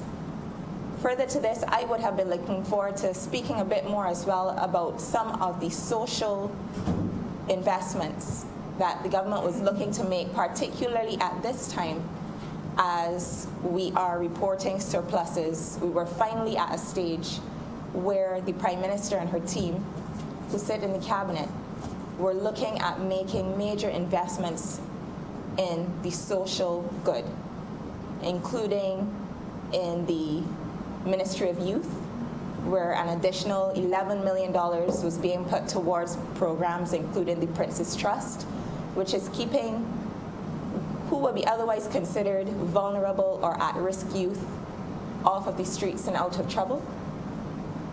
I would have been talking about the fact that the Welfare Department is seeing a 40% increase in funding that would have sought to ease a bit of the burden that some Barbadians have complained about. But I, in the light of COVID-19, have had to scrap that speech and start fresh. And to be honest, I really struggle to find the words to use today. But even so, I was still heartened to see the level of investment, particularly that was being made in our health sector, because now more than ever, I'm sure that we can all appreciate how critical investments in our health systems are. The Prime Minister has, even though she has approached it with such enthusiasm, she really has an unenviable task. Friday night at the budget, she alluded to the fact that she had felt like she ran the course 2/3 of the way, and then something happens and you have to start the race from scratch. But something came to mind, because when I think of what she has to do right now in a COVID-19 world, is that she has to walk a tightrope. And the tightrope is 100 feet off the ground, and she has the weight of 280,000 people on her shoulders, and she's trying her best to make the best decision for everybody concerned. And I believe that that is why she took the approach of selecting members of the ultimate deciding body in terms of the national strategy. The body is called ANASEC, and that body isn't solely comprised of healthcare experts and public health officials and epidemiologists, because there's so much more in the face of a global crisis of this nature that has to be considered. We see representation from the hotel sector, the labor unions, because at the end of the day, as much as people usually present the economy and social goods as a dichotomy, they truly are finding themselves more and more on the same side of the same coin. Because as Senator Adams would have alluded to, without those 23,000 people who work in the hotel sector going to work, we would find ourselves in a situation where we would have challenges of another kind, where households might be finding themselves unable to put food on the table. We have so much more to consider, and I believe that that's why she's taken the approach of trying to take all opinions on board and trying her best to make the best possible decisions with the information that she has presented with. But I'm a medical doctor, And I will try to make my COVID-19 speech centered on the health of the issue. So COVID-19 is a disease that is caused by a particular virus that belongs to a family. And this virus would be considered the black sheep of the family in a sense. When we consider the level of infectivity and the fact that the world has not seen a pandemic of this scale in over 100 years, we can all admit readily that we're in uncharted waters. Someone would have alluded earlier in their speech that in a setting like this where we haven't been here before, is there really a right or wrong decision? But what I do believe is that whatever we decide to do, we have to be vigilant and we have to be able to respond quickly, because ultimately, in this situation, lives could be at stake. The full ramifications economically are still not known, so we would have assumed that after taking the reins of government in 2018, obviously we would have heard that the Great Recession of 2008 was an issue there, but in that situation, restaurants and hotels and airlines weren't closed down. We didn't have a situation where the world, literally everybody just battened down their hatches and closed up. And the reality is that this is something that could be going on for several months. We don't know how the story ends, and it is a very rapidly evolving situation.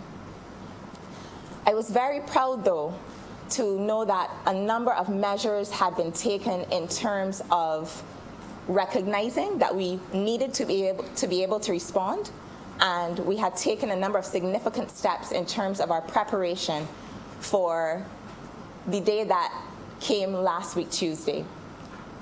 The nature of a global pandemic is such that whether you would have instituted a travel ban or not, whatever the case is, most countries will get a lash. I had to keep telling people over and over, if closing our borders worked, countries to the north wouldn't have a single case. But the very nature of a pandemic is such that even though this microscopic virus is something that we cannot see, we have seen it test and reveal the cracks in the health systems and the health infrastructure of some of the greatest countries in the world. So the message from the WHO from day one was get ready because it's coming. And I was so heartened to see the efforts made by the Barbados government and to all the stakeholders who, from as early as January, were on the ground involved in training front-of-line workers. And when I say front-of-line, I don't mean only doctors and nurses. From the baggage handlers, the members of the team at the Barbados port and the airport, we had the WHO PAHO team came on site, trained the laboratory staff. Barbados was among the first countries in CARICOM to be able to have the capacity to test for COVID-19. We also had been aggressively going about building out capacity because, and when I say capacity, I mean quarantine and isolation capacity, because the nature of illnesses that are infectious and contagious are that you don't want people who have been exposed or people who have developed illness related to the infection coming into contact with members of the general population. So you would have repeatedly heard it being said that as much as possible, our only public tertiary care hospital would have necessarily needed to be insulated, and that is why there was such an aggressive approach to build out capacity in terms of isolation facilities and quarantine facilities. So some of you may know that the isolation center at Enmore was built back in 2016 when there was the Ebola crisis. Ebola, although it had a higher case fatality rate, didn't make it to this part of the world. So yes, the facility had 6 beds, and thank God our capacity was not tested at that time. Further to that, the Barbados Defense Force, as was alluded to earlier, had their 40-bed facility, including 10 critical care beds. But the nature of this pandemic is such that we needed to build it out much more. And when I counted, by the time the Paragon facility is fully built out, the Edna Nichols Center in St. Lucie is fully built out, and the facility at Harrison's Point is fully built out, we are looking at having just roughly about 400 beds. including critical care beds. And it's my understanding that there's supposed to be about 50 ventilators or so being imported in order to make sure that we have the capacity to deal with any cases that may arise. To put it in context, the QEH has roughly 600 beds. So we're actually building a parallel system to our traditional system where patients who contract this can be treated in a way that they don't come into contact with members of the general population. Further to this, I would like to commend the Minister of Information and Public Broadcasting for the efforts of her ministry in terms of her management of the Government Information Service in providing the public with reliable and timely information. It is the one trusted source you can go to. There are other sources in terms of traditional print media and so on, but they really, really ramped up their efforts in terms of getting people to look to them for information, not just about the efforts to prepare, but what people needed to do in terms of their own personal responsibility to make sure that the wider community could be kept safe. Further to that, we saw efforts to implement a hotline, and all of these things were done long before we even had our first case. The hotline had been set up. The geriatric hospital and all the other elder care facilities were had restricted visiting hours because it's already been identified that persons over the age of 70 in particular are at greatest risk in terms of their rate of mortality. But one of the greatest privileges that I've had in the last few weeks as the country prepared for its response to COVID was that the Prime Minister allowed me to attend the CARICOM Ministers of Health meeting. And that really speaks to the kind of leadership that the region really needed to take. We saw some heads of government came. If they couldn't come, if the heads of government didn't attend themselves, they sent their chief medical officers and ministers of health. And at that same meeting, a number of different cruise executives attended, and the grouping was able to at least get a framework in place on which they could build a regional strategy to deal with this. And this was long before COVID had even presented in one single CARICOM country. So a number of steps had been taken over the last 3 months, long before the WHO last Tuesday announced that this was a global pandemic. Steps had been being taken for months because the idea was from day one, get ready. There's no way to avoid this, and we need to be prepared. So in the Barbadian context, the idea of a pandemic is still relatively unfamiliar. So we had issues related to, let's say, chikungunya, Zika, dengue to a certain extent, but nothing that has really shaken the entire world in this way. Nothing that has had the significant impact on global economies and, as a consequence, our economy. But the difference between, let's say, what happened in the 1850s with the cholera outbreak that claimed the lives of 25% of the Barbadian population and what we have today in a 21st century Barbados is that they were fighting an enemy that they could not see. Due to the advances that we have in science and technology and resources and infrastructure, we are in a position because the Chinese scientists, by the 10th day after the first cases were reported, they had published the sequence, the genetic material of this RNA virus. And in publishing it, it allowed not just Chinese scientists, but scientists all over the world, in the United States and Australia, were immediately able to get to work on developing the test kits that we're using and also on developing vaccines. Vaccines that already are in existence, and many are going through a number of phases of clinical trials before they'll be available for use. Some are saying that the vaccines might not come on stream for another 12 to 18 months.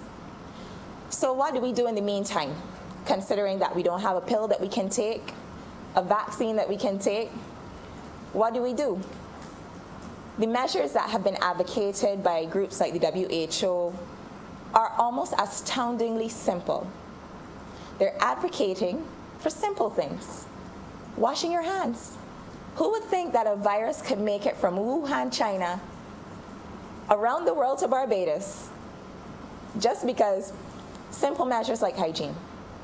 If you wash your hands with soap and water for 20 seconds, you can actually dismantle the structure of the virus. So as simple as it sounds, and it almost starts to sound patronizing after a while, where you say, just wash your hands, just wash your hands. It is that important.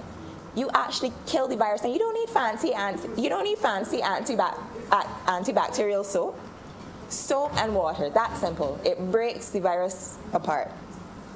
Something as simple as using an alcohol-based hand sanitizer. These are simple steps that each individual in this country can take to keep not just themselves and their family safe, but to keep the wider community safe. You know, they say simple things sometimes can confound the wise. Other measures that can be taken: keeping your hands out of your face. Now, this is something that is a little more difficult. They say that most human beings will put their hand in their face at least 20 seconds in the space of an hour.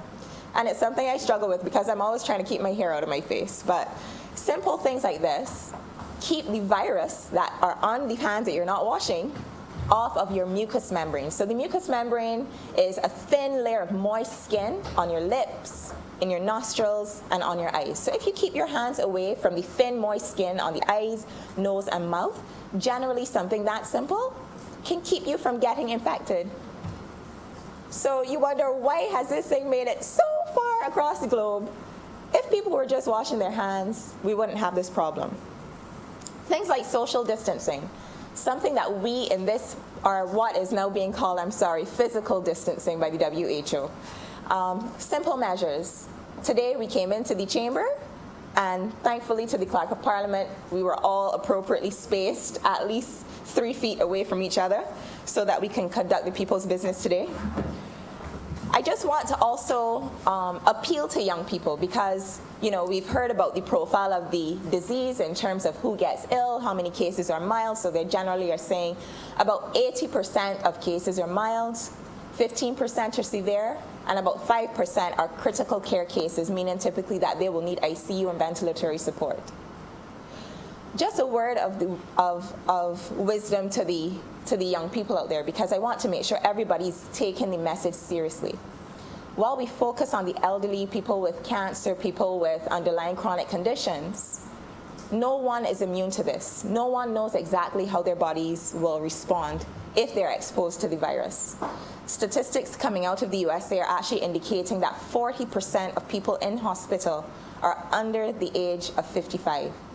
So it certainly is something to take seriously, for everybody to take seriously.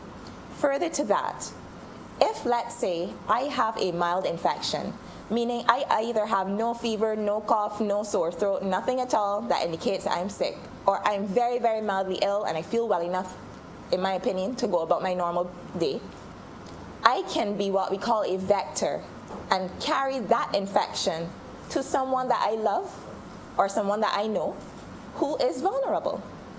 So we each have a responsibility, not just to ourselves and to our families, but to the wider community.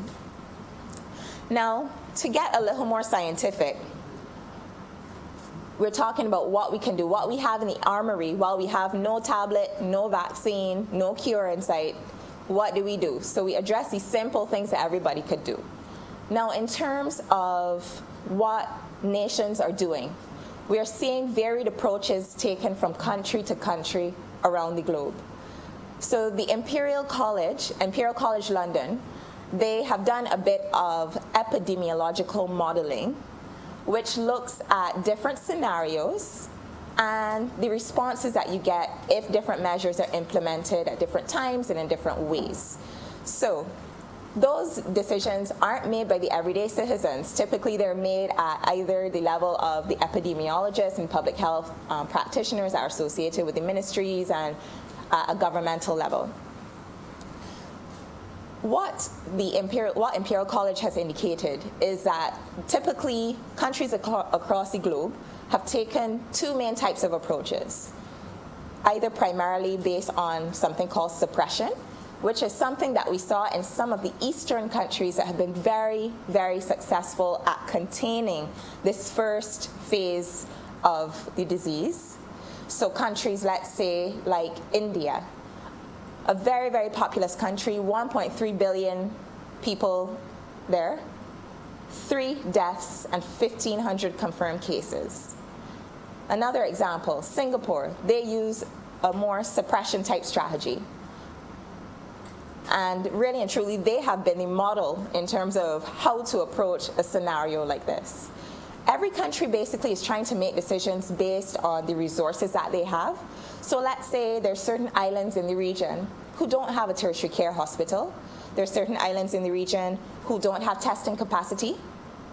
And you may notice that those countries may tend to take a more stringent approach in terms of making sure that they batten down the hatches versus a country that, let's say, has, in their estimation, the adequate ventilatory support, they have the lab testing and different things available to them.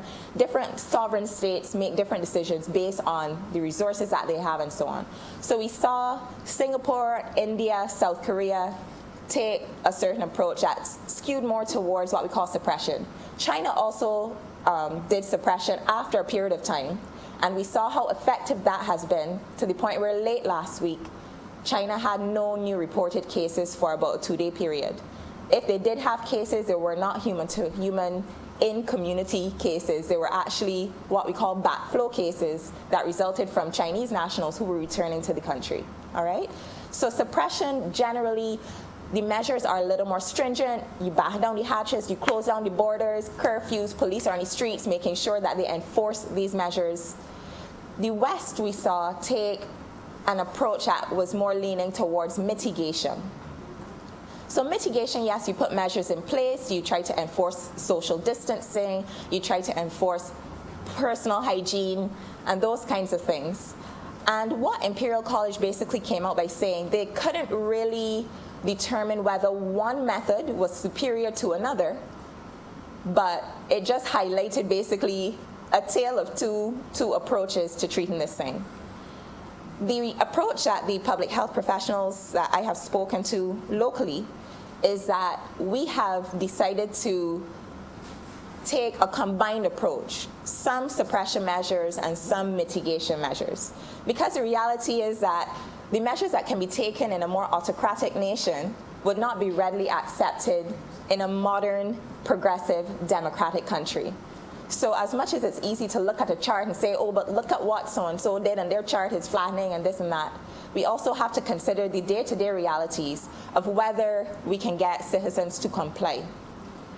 I think the key in all of this, though, whatever methodology you decide to apply, timing is what is key. So one of the examples that we've learned from Italy, if a country fails to respond in the first 19 days of this public health crisis, the caseload can increase by a factor of 10. So whatever you do, you have to act. Whatever course you decide to take, whether mitigation, more leaning towards mitigation, whether more leaning towards suppression, you need to act. Timing in this situation is everything. Further to that, you have to determine what your capacity is based on how your time lag looks. Because the reality is, unfortunately, in Barbados and elsewhere, there are people walking around who are infected, who may have no clue because they feel fine. They don't have the aches and pains, they're not coughing, they don't have a fever. And that is where the concern comes, because these are people who could present to the health system within the next 14 days. And that is where the pressure comes. So I laud the efforts to prepare, because the reality was that there was no avoiding it. Such is the nature of a global pandemic. Everybody going to get touched. It doesn't matter what you try to do, it's going to come. So WHO from the start was saying, rather than pouring your resources and your energy and your time towards things like blocking off borders, it is wiser and more prudent to channel your resources towards getting ready. What I will end by saying, because at the end of the day, I'm a humble GP. I'm not a public health professional, and I will leave the experts that the Prime Minister has surrounded herself with to make those decisions. What I will end by saying is that we don't know how long this will last. We don't know how many people are going to get sick. We don't know how many people are going to die. But I want to reinforce my main point, which was that each of us has a personal responsibility. Each of us can help Barbados to contain this. The government, they will do their part. We can do our part. Whether that is keeping 3 to 6 feet away from Senator Adams, whether that is washing my hands meticulously, or stepping out of the elevator and using the hand sanitizer. Simple measures, astoundingly simple measures, can keep Barbados safe. Mr. Deputy Speaker, I'm obliged.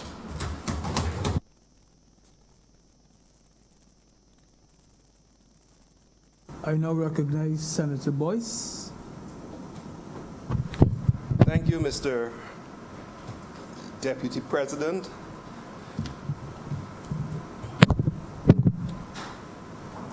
U.S. President John F. Kennedy once said, "The greater our knowledge increases, the more our ignorance unfolds."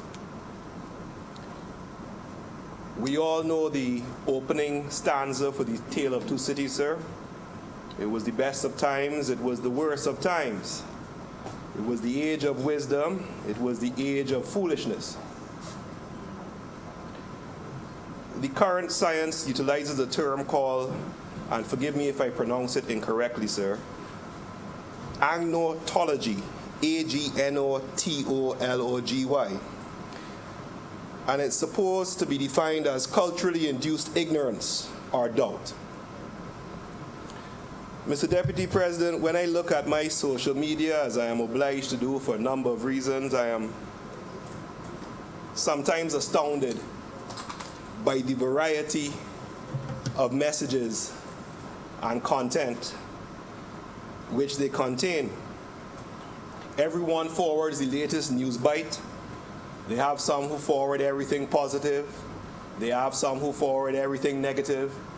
And sir, when you hold this extremely independent position and you have friends on both sides of the spectrum, you might almost be overwhelmed by the different messages which you receive.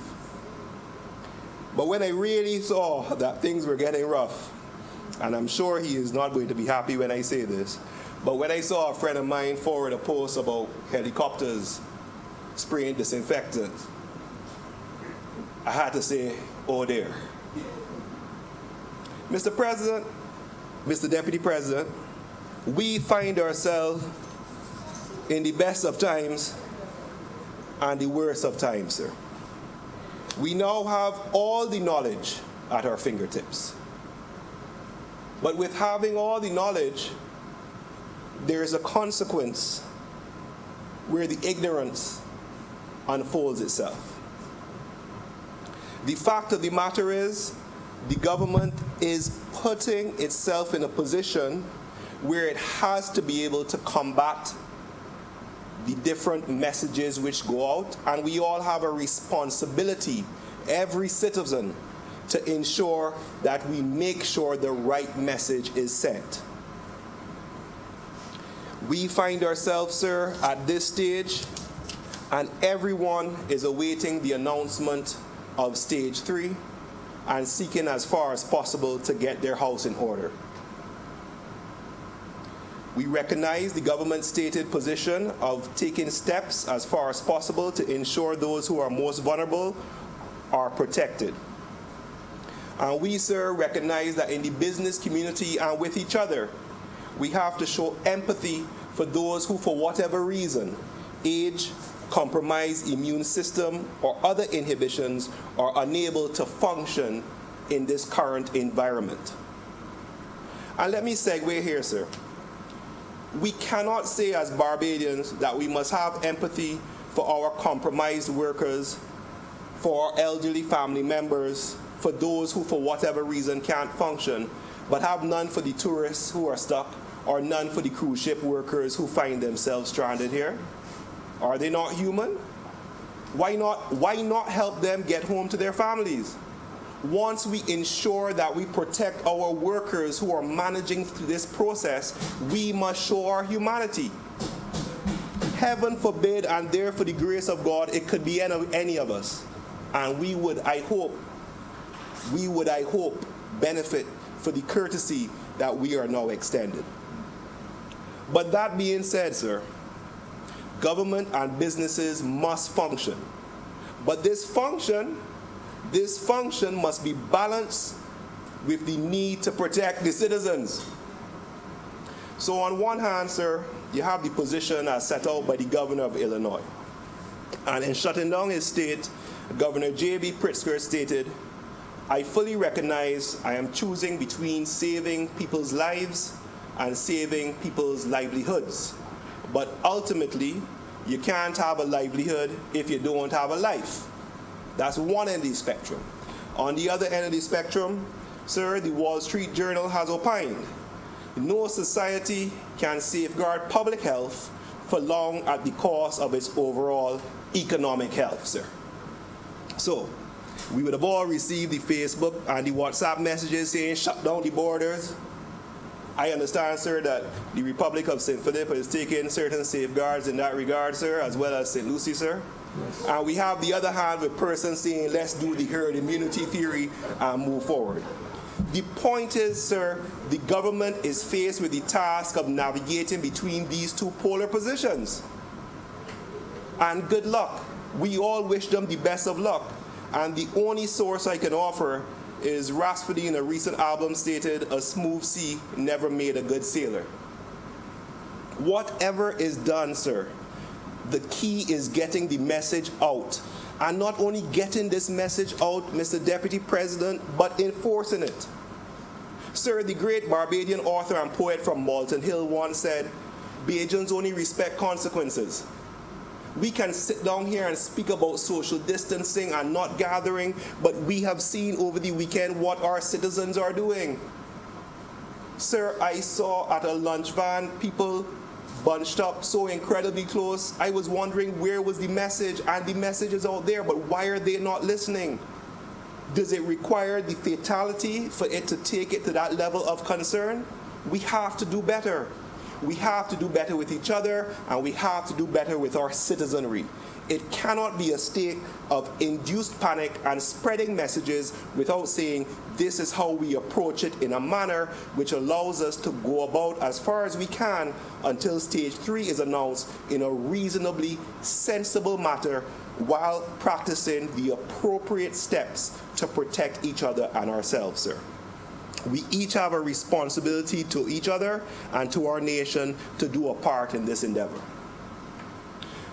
Mr. Deputy President, there will be an impact, and it's hopeful that the new armistice between the government and the banks will be recognized with regard to the proposed moratorium. Let's hope so. Sir, there will be some unscrupulous persons who will seek to take advantage of this position. I can imagine, sir, persons who have been deficient for a number of months, if not years, putting up their hands and saying, well, COVID-19. The point is, sir, the fact of the matter is that in seeking to protect the innocent, sometimes the guilty will escape. I believe that's a matter that has engaged this House once or twice before, Mr. Deputy President. I think so. But the point is, sometimes, sir, it will come out in the wash, and we don't mind that. We focus on the greater nation state. The government, of course, would need all the revenue it could get, but how will it go about collecting the revenue when the source of the revenue is now impacted? Will there, or even can there be a moratorium, as is being sought with the banks in terms of the government collection of taxes? Is the much vaunted fiscal space enough for this exercise, sir? Whatever the case, Mr. Deputy President, we have no choice but to move forward.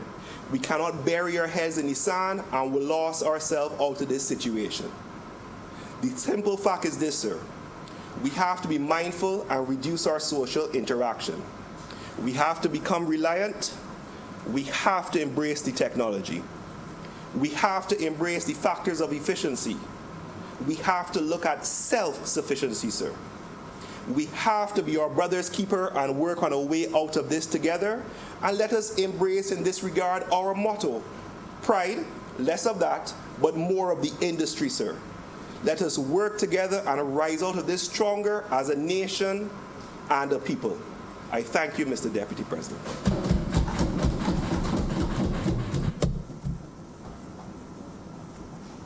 Senator Sands. Thank you, Mr. Deputy Speaker. Now, I rise this afternoon, Mr. Deputy President, to lend my voice towards this appropriation bill. Now, I'm fully cognizant that the current climate of this country may not necessarily be interested in hearing about revenue and expenditure. The talk of the town currently is this COVID-19. Now, I am a layman. I don't understand the scientific analysis and the medical jargons that are being used by persons on the street. But what I'm sure of is that this government, through the Government Information Service, is providing clear, concise information to the public of Barbados so that they understand the necessary precautions to take to ensure that they do not contract this virus. Now, well, that is what persons are interested in. At the end of the day, I have a job to do in this chamber, and it's to speak to the heads as it relates to this appropriation bill. Now, rather than, as I said, go down the line of speaking about expenditure and surplus and all those other things, I prefer today to just look simply at a few projects that were highlighted in the Ministry of Youth and Community Empowerment. Now, the reason that I would have identified this particular ministry is because there are a number of projects within that particular ministry that I think can act as a view of hope for the future of our young people. Because COVID-19 will come, but COVID-19 will go. And thereafter, this country has to pick up the pieces and start to continue business again. And I want to assure the persons in Barbados that as COVID-19 passes through this country, this government has set in place specific projects to enfranchise and empower our young people. So my discussion today was specifically focused in the Ministry of Youth and Community Empowerment. Now, Mr. Deputy President, the ministry has a vision, which is to build a stable and cohesive society through the empowerment and full involvement of our youth and communities through social and economic development. Now, in order to fulfill this vision, the ministry must develop a number of programs and projects which would increase youth engagement, reduce youth crime and violence, enhance the skills of our young people, as well as the persons within the communities, so as to boost employability as well as employment. Now, with that vision in mind, these projects have to be set. And it is in that vein that I want to highlight 3 projects in particular. These projects have the potential to impact our youth in a meaningful way. That once they make the conscious decision to embrace this opportunity, they will be emboldened and have an advantage in the coming days. Now, the first major project I want to speak about is called the Youth Entrepreneurship Scheme. It's also known as YES, YES. As the name suggests, this entrepreneurial program, which was designed to target specifically existing entrepreneurs and potential entrepreneurs. It promotes business growth, business innovation, revenue generation, and wealth through entrepreneurial education and other tools which will all help to improve those persons' businesses. Now, this is a particular project that stood out to me because at no point in time during my journey of this established educational system was I ever exposed in any meaningful way to the concept of entrepreneurship.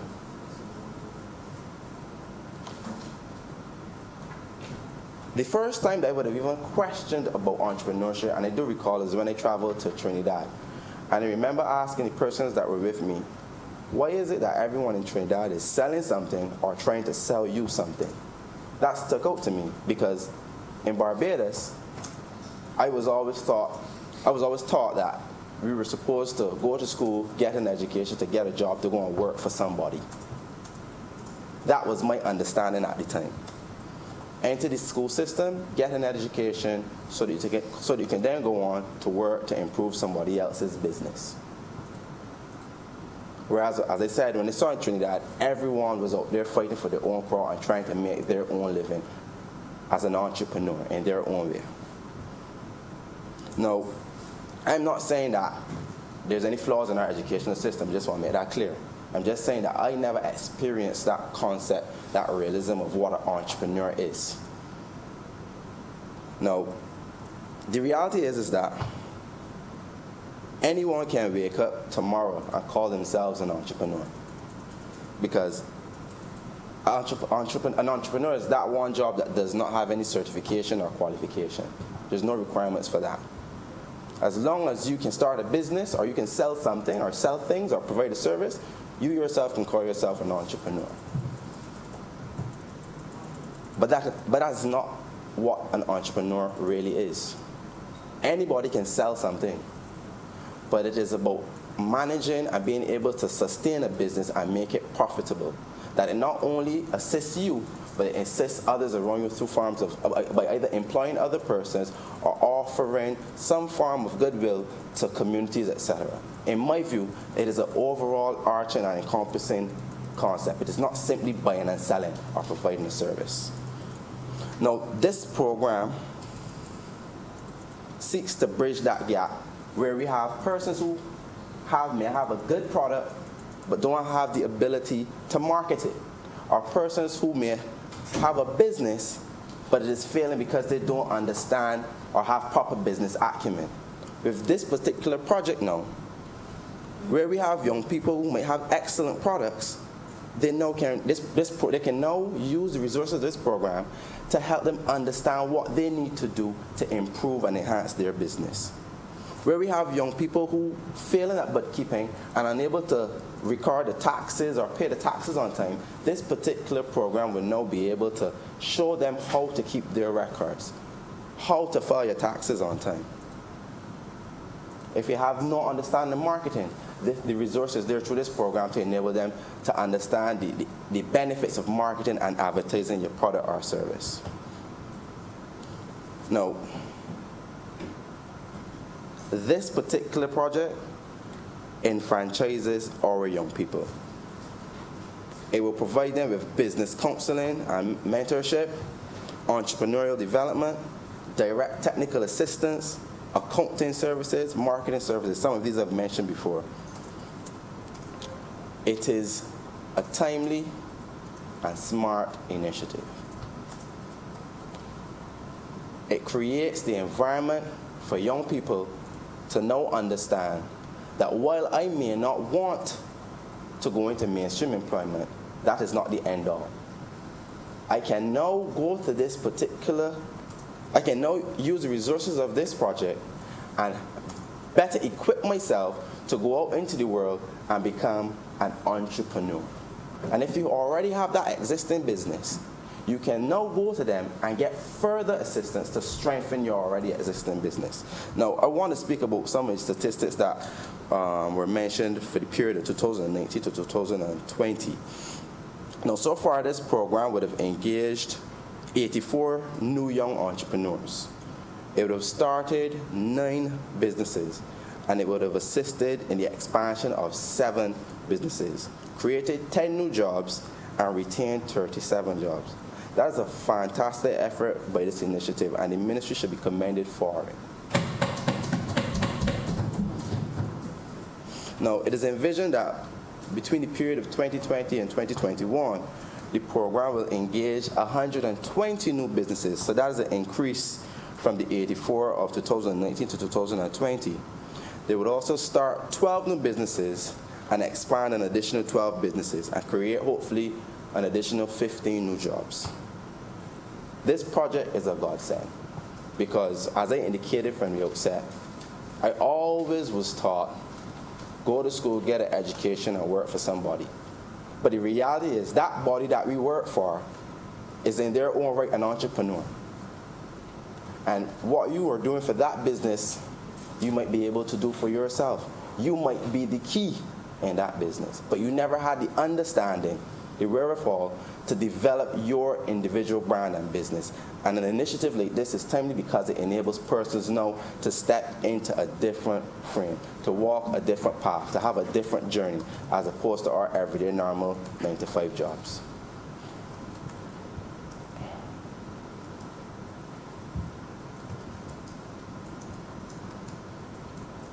Now, notwithstanding the strides that we made with this program, there's still a lot of work that needs to be done. Now, because obviously I'm involved in the government efforts, I am aware of this project, but I would have discussed it with some persons, and there's still a number of young persons out there who are not aware of it. And again, that is why I think it was important to mention it at this platform, because there are a number of young business people who are not aware that there are resources that they can tap into. Now, I understand that the project intends for 2020 to 2021 to improve the public awareness of this product through their digital and social media usage. So they will enhance the digital footprint as well as use social mediums in order to make the public more aware of the services that they will be providing. There will be collaborations with the Barbados Small Business Development Center to offer business development programs to potential entrepreneurs at a community level.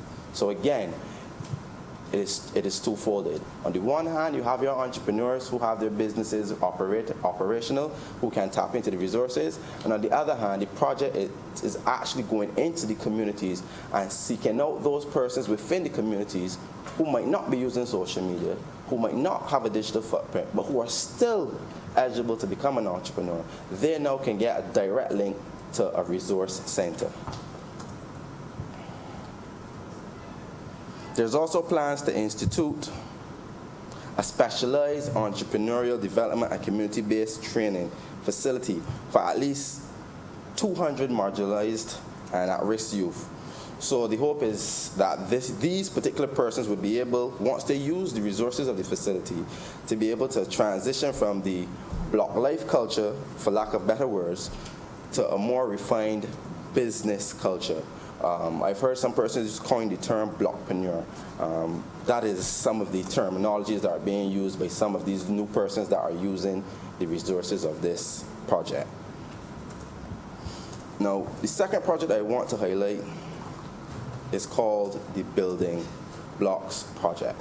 So it's a nice segue from the blockpreneurs to the Building Blocks Project.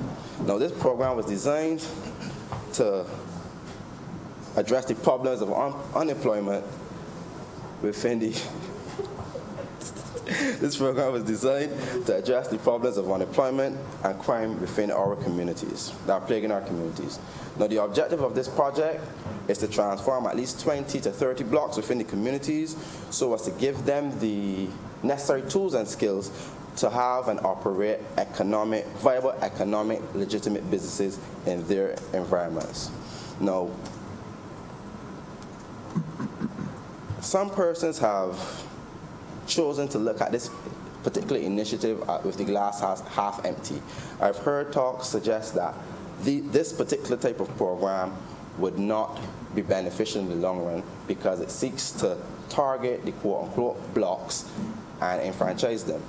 Now, I choose to look at this through the glass half full because while it may be within the block environment, not every person that is on the block is engaged in nefarious activity. There's some persons who are on the block who are just there because they have nothing else to do. They should not be disadvantaged because of their particular environment.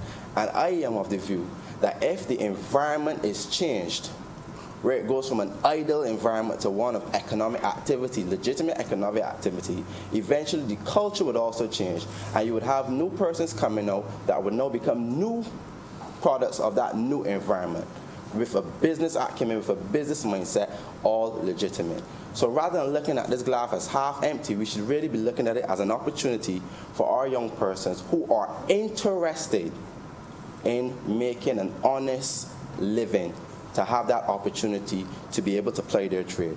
So this program will now enfranchise young persons to be able to start car washing businesses, tailoring, jewelry making, landscaping, automotive services, food and beverage services, craft, retail, you name it. There's a list of viable businesses that these young persons can implement in these quote-unquote block areas that they frequent.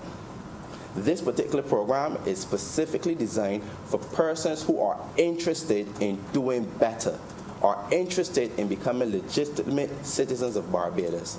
This program can be successful and will be successful once those persons that it is targeted for utilizes it to their best intentions.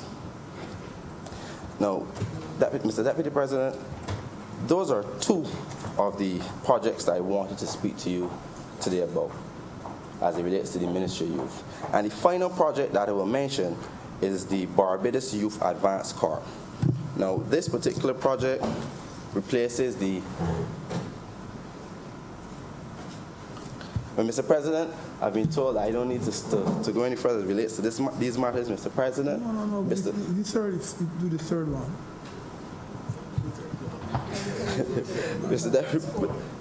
Mr. Deputy President, I'll continue.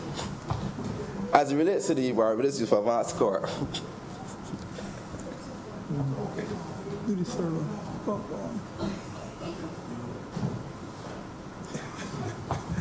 Mr. President, as I indicated, there are 2 of 3 major projects that the Ministry of Youth and Employment and Community Affairs has implemented. I think that the Ministry is doing an excellent job as it relates to putting these projects on the ground. I told you that these projects will empower young people, they will provide increased employment, hopefully they will reduce the idleness in certain environments, and it definitely would enfranchise the overall young people and restore hope to our young people in Barbados. So with those 2 words, Mr. Deputy President, I'm blessed. Senator Moore. Thank you, Deputy President. I'm receiving different signals, but I'm not one who is known to be speaking for long periods of time. And it isn't because I don't have a lot to say, but it's because I am not one that's given to too many words. COVID-19 has caused Barbados and many countries across the globe to be initiating coping strategies as an emergency response to an illness of pandemic proportions. We have had to accept that the COVID-19, the coronavirus, is not only a threat to health, it is a threat to income security, it's a threat to our physical security, it's a threat to our food security, our culture. It is impacting the way we live. The strategies which were proposed by the Honorable Prime Minister and Minister of Finance last Friday, March 20th, reflect a genuine attempt, in my view, by the government to ensure this country's resilience. But as many speakers have said, it also highlights our vulnerability. The measures are really measures which seek to strike a balance between safeguarding our lives and safeguarding our livelihoods. Such was the case, for instance, when a decision had to be made on whether we would close our borders or how early we would have to close our borders. Indeed, lessons were being observed from a number of countries across the globe. Even some other Caribbean countries had been closing off their borders, and the question was, why isn't Barbados shutting down? And the concern that had to be addressed wasn't simply one of closing off borders, but the real question that had to be asked, and therefore the coping strategy, what then about our lives and our livelihoods? COVID-19 has caused organizations to become very vulnerable overnight. So the test and debate around the measures that were introduced in the stimulus package, if we can call it that, must therefore be examined in relation to its ability not only to champion our resilience, but how well it can be sustained over longer periods of time. The Barbados government has had to put and urgent planning to place to protect the health and the income of workers and their families. And as one who comes from the labor movement, I would be at the forefront of promoting measures which would include job creation or job protection, social protection, financial and tax relief, including for small and medium businesses. Deputy President, policies which examine how we are going to treat to such things as sick leave, unemployment, and the maintenance of income to ensure that people can have access to and have their basic needs addressed. How are we going to pay housing and electricity and the food bill? But I speak about Social Security, our national insurance benefit that has been addressed by the stimulus introduced last Friday. But what about those people who don't naturally have access to national insurance? Who are the people that won't naturally have access to national insurance? Those people who don't pay into the national insurance. And then it forces us, therefore, to recognize why, or to address the question, why wouldn't people be paying into national insurance?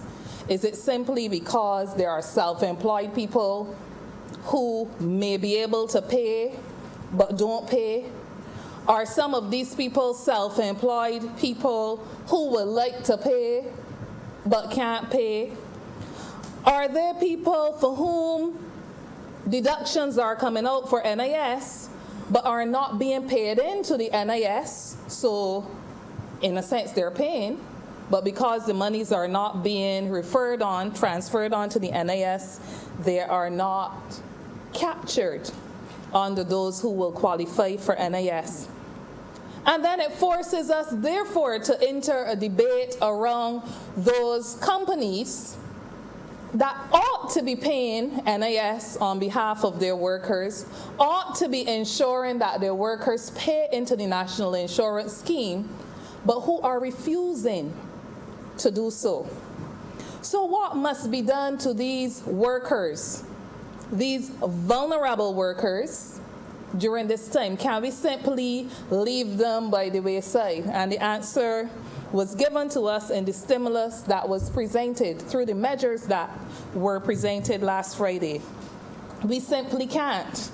We still have an obligation to them, because if nothing else, beyond all the other crises that we have encountered, the COVID-19 crisis forces us into a recognition, all of us, into a recognition of the mantra to which trade unionists subscribe, the mantra of solidarity, one for all and all for one, being our brother's keeper, not looking at the things that our brother ought to have done or did not do, but doing what, as a country, as a people, we need to do in order to ensure our communities and in order to ensure that the inequalities within our society are not exacerbated.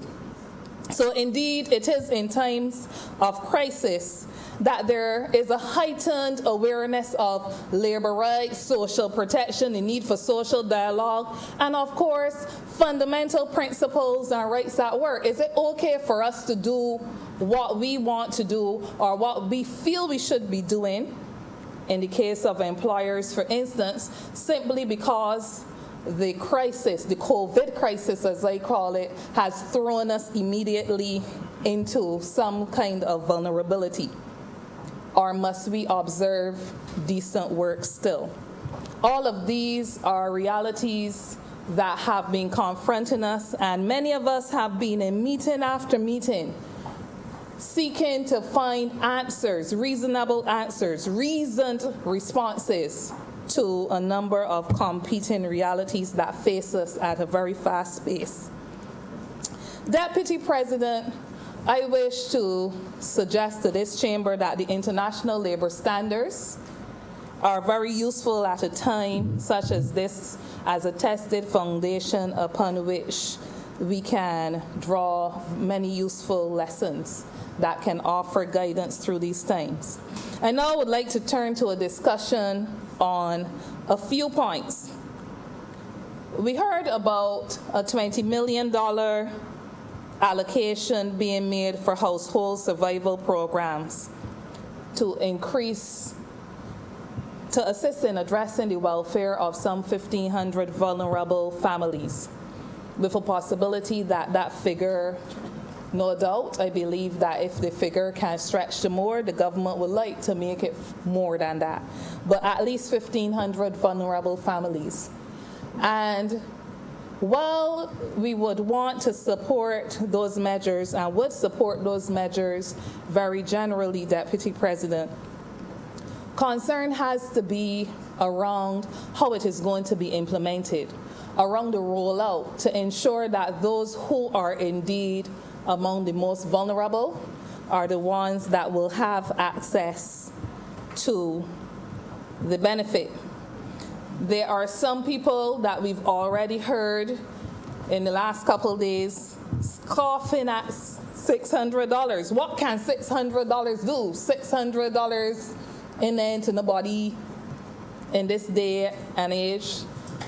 But there will always be the naysayers. And that is what makes societies beautiful, because it challenges us to be able to respond to them in ways that point them in the direction that we need them to go, or we need to convert them to.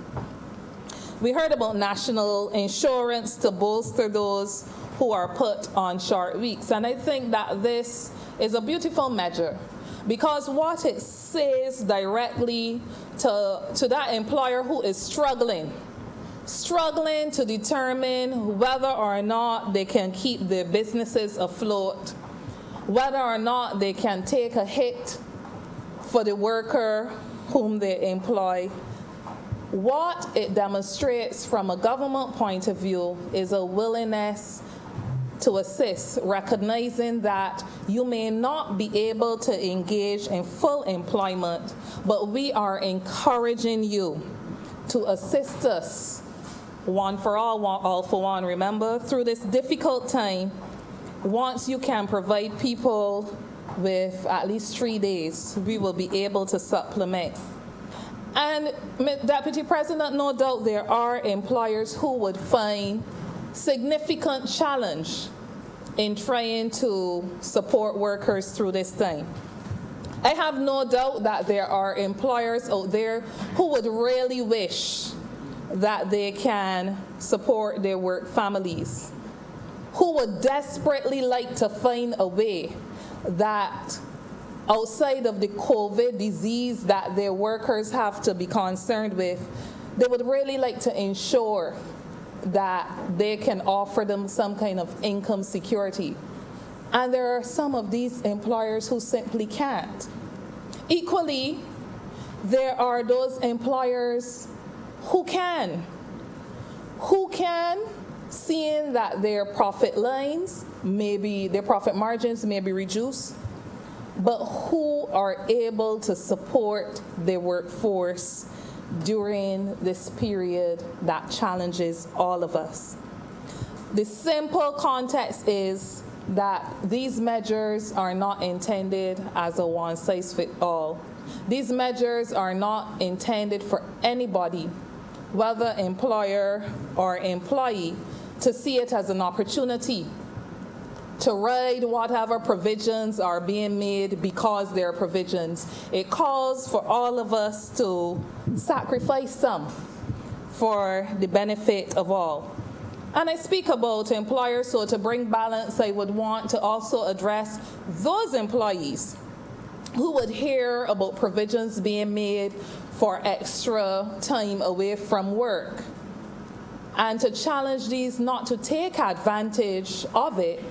But similarly, we won't want employees to find themselves or feel that they have to be in a position that they don't want to appear as if they are taking advantage, so they don't keep themselves or distance themselves away from work if they run the risk of exposing others. Only today, Deputy President, I've had to be dealing with a number of different situations where employees actually reported to work having traveled, knowing that they had traveled, knowing the anxiety in the atmosphere around us, but who found themselves in situations where they felt it was necessary to report for work. Reality is, the medicine will tell us if people are not showing symptoms, it doesn't matter. But really? In a situation where we are 166 square miles, we don't want panic, but the reality is, can we avoid the panic? And so we have to be very measured in our responses. And while the responsibility is on employers to send out notices encouraging workers where they are exposed to situations where they have been in contact with someone who has tested positive, where they have been in scenarios like travel recently that would probably make them a likely candidate for contracting the virus given their exposure. There has to be some measures put in place to work with these, but equally, I think it's a responsibility of each person to exercise some measure of judgment in terms of making decisions. At least my call goes out to workers, even from this chamber, to at least contact their workplaces first before returning to work. Get some clearance, because workplaces might very well prefer to pay for people to self-isolate for a period of time. In my own workplace, we had one such employee who traveled, and we were very clear on what that process should be as it relates to her. We need to be rethinking how our food policy is made. We need to have it more inclusive to encourage people to re-engage with the politics of food. And I say politics specifically because it's not simply about agriculture. What COVID-19 has done to economies like ours, it has forced us almost overnight into a recognition that what we have been saying all along is so true, and that can actually happen. Because while many of us have been saying for some time that a country cannot be sustainable if it relies only on one industry, I don't think if you canvass any of us in here, you will find a single person that would have conceived of a situation which could throw the tourism industry into a tailspin, totally topsy-turvy in a blink. So while we speak about agriculture and food security and all that has to be done, and while a number of other speakers would have touched on the need for urgent steps to be taken to boost our agricultural planning and so on, I also would want to throw out a challenge in this chamber, Deputy President, for us to also look at a policy to rein in the monkeys. Because while we speak about food security, one of the biggest threats to our agricultural crops and therefore our food security, if we're looking at this, are the monkeys.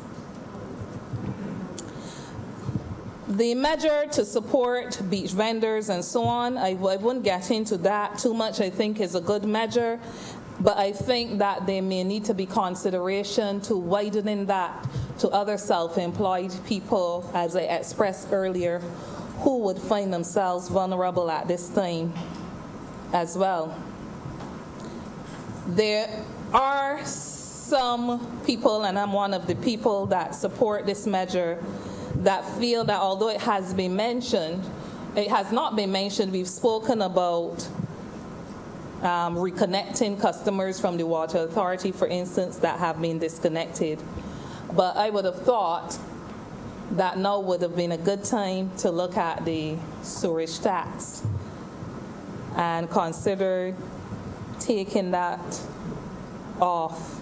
Recognizing, Deputy President, we can't be all things to all people, but in terms of sharing or spreading the benefits as widely as possible. Because a person is not to pay in our community for their failure, as I recognized earlier, for not doing what ought to have been done.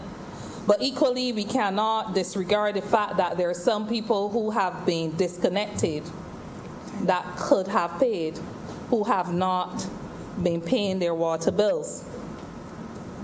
We need to be, we spoke about triggering construction, and in triggering construction, I would want to see that done in a more balanced way.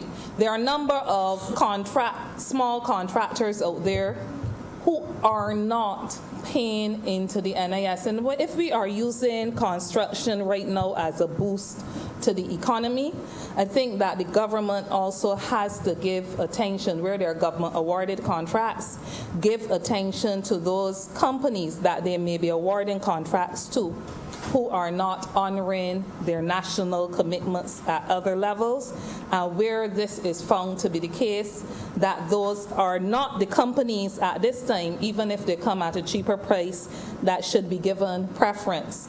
So on the topic, on the issue of construction, I think that it is necessary for us to be aware of that, and necessary for us to signal the need for greater attention to this particular area, since it's given as one of the primary areas that we would want to use to boost the economy. Above all, I would like to reiterate, though, that if each citizen of Barbados fails in his or her duty to follow the guidelines that have been established, all the measures for stimulus and resilience and to protect against vulnerability would come to naught. In fact, we will not only be curbing the benefits that can be derived from the systems that have been put in place, but we will more than likely be retarding our recovery. We are at a juncture, as I said, where being our brother's keeper holds more meaning than ever before. I've heard myself say it at least 3 other times in the last week, that times of goodwill, times of crisis require men of goodwill and generosity to put their own interests aside in the good of the interests of all. We acknowledge that this pandemic, the COVID-19, is a difficult one. It presents a very difficult environment to do business in. But we must urge employers to act decisively, yes, but responsibly, to provide protection for their vulnerable workers. We also call on employers broadly, I recognize, because we've established before that all employers are not the same. But we call on employers to prioritize the rights and welfare of workers as we collectively respond to the challenges posed by COVID-19. Deputy President, I'm obliged. Senator Holder. Thank you very much, Mr. Deputy President. I've taken your cue, and I will follow suit. I believe it was Plato who said, wise men speak because they have something to say. However, fools because they have to say something. So I will seek to follow your cue and restrict the presentation. I have something to say, however. I have something to say. Mr. President, I actually was looking forward to the debate on the appropriations bill. You know, I see it as our opportunity to discuss what I call a report card. And from where I sit, there are at least 3 heads that I understudy. Primarily because of the constituency that I am involved in, not at that level. But you see, I'm the leader in a credit union that represents, and therefore represents about 60,000 persons. A member of the Barbados Evangelical Association, under the leadership of Dr. Taylor, Mr. Deputy President, that represents thousands of evangelicals across this island. And then micro and small enterprises, Mr. Deputy President, again, another key constituency there. So it is from that perspective, Comrade Boyce, that I'm referring to. And so I look forward, Mr. Deputy President, to be able to talk about roads. I wanted to speak to the roads that we now have fixed. There are over 45 roads that have been fixed in the last 18 months. I wanted to talk about the road there in Fairfield New Road that has been atrocious for years. That's right. I wanted to speak, Mr. Deputy President, to the Calmarock Road. One person posted on Facebook, whoever did the Calmarock Road, give them all the roads. You know, for eons, we know what was the status of that road. And closer to me than Caveville was the Yak Road. Anybody who traveled on that road would understand. So, Mr. Deputy President, you will forgive me if I wanted to come and speak to roads. I equally wanted to speak to the small business sector. And the fact that in the last 18 months, some 2,947 loans have been given out via our trust fund program. I want to speak to that too. And the fact that this represented $13.4 million. And for the first time, Mr. Deputy President, we had more females actually being beneficiaries of credit in this country. Some 51% of those clients are females compared to 49%. You see, the data does show that women actually represent a better risk for business. You see, that is scientifically proven. So I want to speak to these things, but since, Mr. Deputy President, I can't get to speak to these things, I'm going to make 3 other points, if you would allow me to, in the next 10 minutes or so. And the first point is this. Yes, everyone has been speaking about COVID-19, so there's no need for me to go there. Senator Haynes gave us the science, and the others spoke to the issue and so on. But you know, as I reflected on this, my mind had to go back to the covenant of hope that underpins and undergirds this party's value system. I had to go back there, Mr. Deputy President, because values mean something. Values mean something. I am satisfied that with COVID-19 now affecting us here in this Barbados and by extension CARICOM, it is not coincidental, I believe, that it is this Barbados Labour Party administration that is tasked at this time in addressing this matter in the leadership of this country. I am not surprised. You see, Mr. Deputy President, I live and I hold to certain principles. I'm not going to go back to them. I spoke at length last time we were in this chamber to those principles. I don't believe in coincidence. I don't believe in chance. There's nothing such in my lexicon. The fact is, everything operates by design. So you can imagine, just think for a moment, if there was someone else running this country at this time. I mean, I've seen the comments on Facebook. I've seen the views being posited by people. Oh, thank God that it is not another individual who's at the helm of Barbados at this time, because God knows what would happen to us and where we would be. But because He knows, and because He is omniscient, I'm satisfied that we are being led by this administration at this point in time and by the Prime Minister that we have at this point in time. So values mean something. And so it is the covenant of hope that I referred to in preparation of these few thoughts, because I feel that that covenant gave us the philosophical underpinning that would guide how we treat the governance as an administration. You see, that covenant of hope, Mr. Deputy President, spoke to openness and transparency, respect, fair treatment for all, and so on. So when we hear Senator Cummings talk about our approach to the cruise liners and how important and so on, Mr. Deputy President, this is found in the covenant of hope. This goes to the values that we espouse and that we said that we are going to bring to bear in how we govern this country. Values mean something. And so this is my first thought. I am satisfied that at this point in time, we are being led by an administration that holds to the kind of value system that is needed at this time, the kind of humanitarian approach that we need to demonstrate. I'm satisfied, Mr. Deputy President, is found in this current leadership. Someone would say, but okay, this is not a political issue. I agree.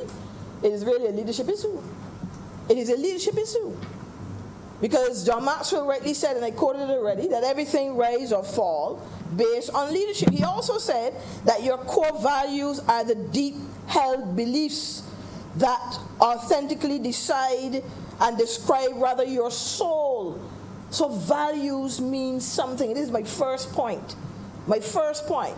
And so as we go forward as a country, I want that our citizens understand this and that we employ that kind of brotherly care and love that is needed at this time, where we look out for the vulnerable within our society. We take care of the vulnerable within our communities. This is going to be important. Why all of us, Mr. Deputy President, are in this thing together. Believe it or not, we are here together. And so values must count for something. Let me move on to the other 2 points. I said I'm making 3 quick points. The second one, Mr. Deputy President, now goes to the kind of response that we need to ensure we have relative to our MSME sector in particular, and also to encompass the whole issue of our economic survival at this time. Now, because of the implications for COVID-19, we would have conducted a short survey in the organization that I lead. Because I like, Mr. Deputy President, to be able to speak from the position of data. You see, it's very, very easy for people to pontificate, and I heard a lot. I've seen the monologues out there by persons who want now to represent micro, small, and medium enterprises, and they're giving you all of their theories and exposing their theories and what they think ought to be done and so on. More often than not couched in any kind of data, any kind of research. But we did an exploratory study as it was, amongst our membership, because we wanted to get a sense of what is the likely impact, what are some of the concerns, the fears that you can imagine, and what are some of the remedial efforts that we ought to bring to bear in this process. And I'm satisfied that I heard some of the solutions being articulated in the other place last Friday in what I would call a stimulus program, if you will, a stimulus package for not only businesses, but our homes and families. And Mr. Deputy President, just quickly, I'm not going to go into all the details about this survey, but 94% of those who were polled expressed deep concern about COVID-19, as we expect. I'm surprised that the other 6% didn't, follow similarly. But 94% deep concern. And we polled 9 economic sectors at the time. And of those that we polled, 75% already indicated that they were being impacted as I stand here. They were being impacted, obviously, by loss of revenue, employees as well in the area of productivity. They were being impacted by the ability to access supplies, domestically and otherwise. So they were already being impacted. 75% of them indicated so. And further still, over the next 6 6 months, 88% of them feared that the impact will obviously intensify, as we can appreciate, in the form of loss of revenue. Some even feared, Mr. Deputy President, that they may have to close their operations and also to lay off persons and so on. So these are some of the fears, some of the concerns that were expressed in that survey. What then are solutions? These members, these micro, small, and medium enterprises called through my organization for solutions that will help them at this point in time. And as I said, I heard some being exposed on Friday gone. Issues of a moratorium on loans and so on. We heard that being mentioned. And I want, in my third point, as I get there quickly, to continue on from that to suggest that moratorium, Mr. Deputy President, on loans include, yes, I refer to the commercial banks, but I'm of the view, as my survey supports, that moratorium has also to be extended to fund access.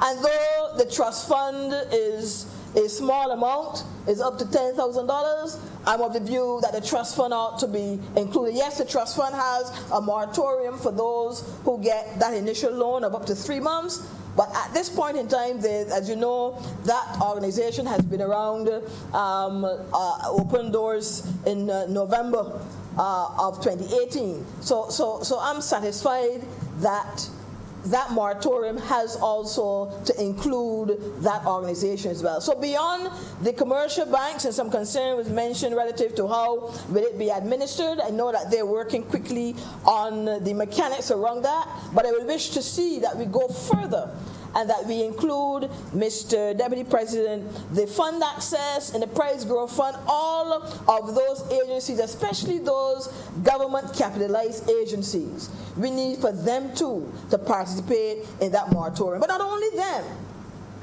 them, I use this platform to call for the credit unions as well to join in this process. Now, the one that I'm a part of, yes, I'm intimately involved there, and will seek Mr. Deputy President to use what influence I have to bear in our decision-making, our policies for the organization. But the credit union across Barbados, the credit union movement across Barbados ought to be involved in this process as well and be able to introduce some sort of moratorium for their members at this point in time. So if the banks can do it, Mr. Deputy President, for the 6 months, the credit union movement ought to consider it as well and ought to implement that as well for their membership. We're talking about in excess of 200,000 members within the credit union sector here in Barbados. Mr. Deputy President, $2 billion in assets under management. Come on, we cannot be only calling for the banks to do this in terms of that kind of relief at this time, but the credit union sector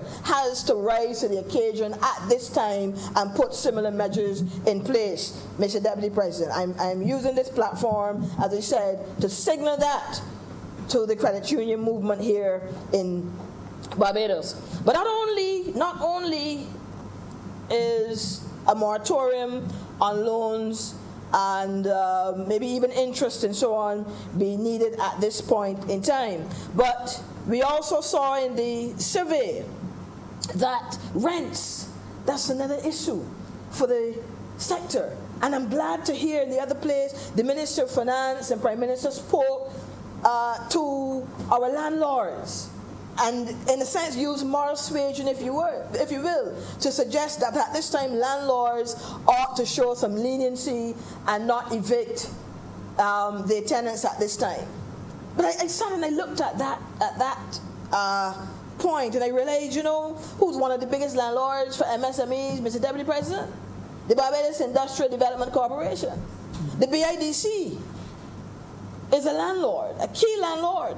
And I'm also of the view that the BIDC should at this time as well, and I believe that they may very well be thinking about it, so I'm really supporting that effort in this speech, that they too consider during the next 3 to 6 months, some sort of reprieve for their MSME clients and their MSME tenants, either by way of some reduction in the rent and or those who may be in arrears to consider a waiver of the interest, or simply providing some sort of waiver for the next 3 to 6 months. But a relief package has to be considered as well by the BADC for their tenants who, as we know, a number of them are MSMEs. I'm not talking about the big players, Mr.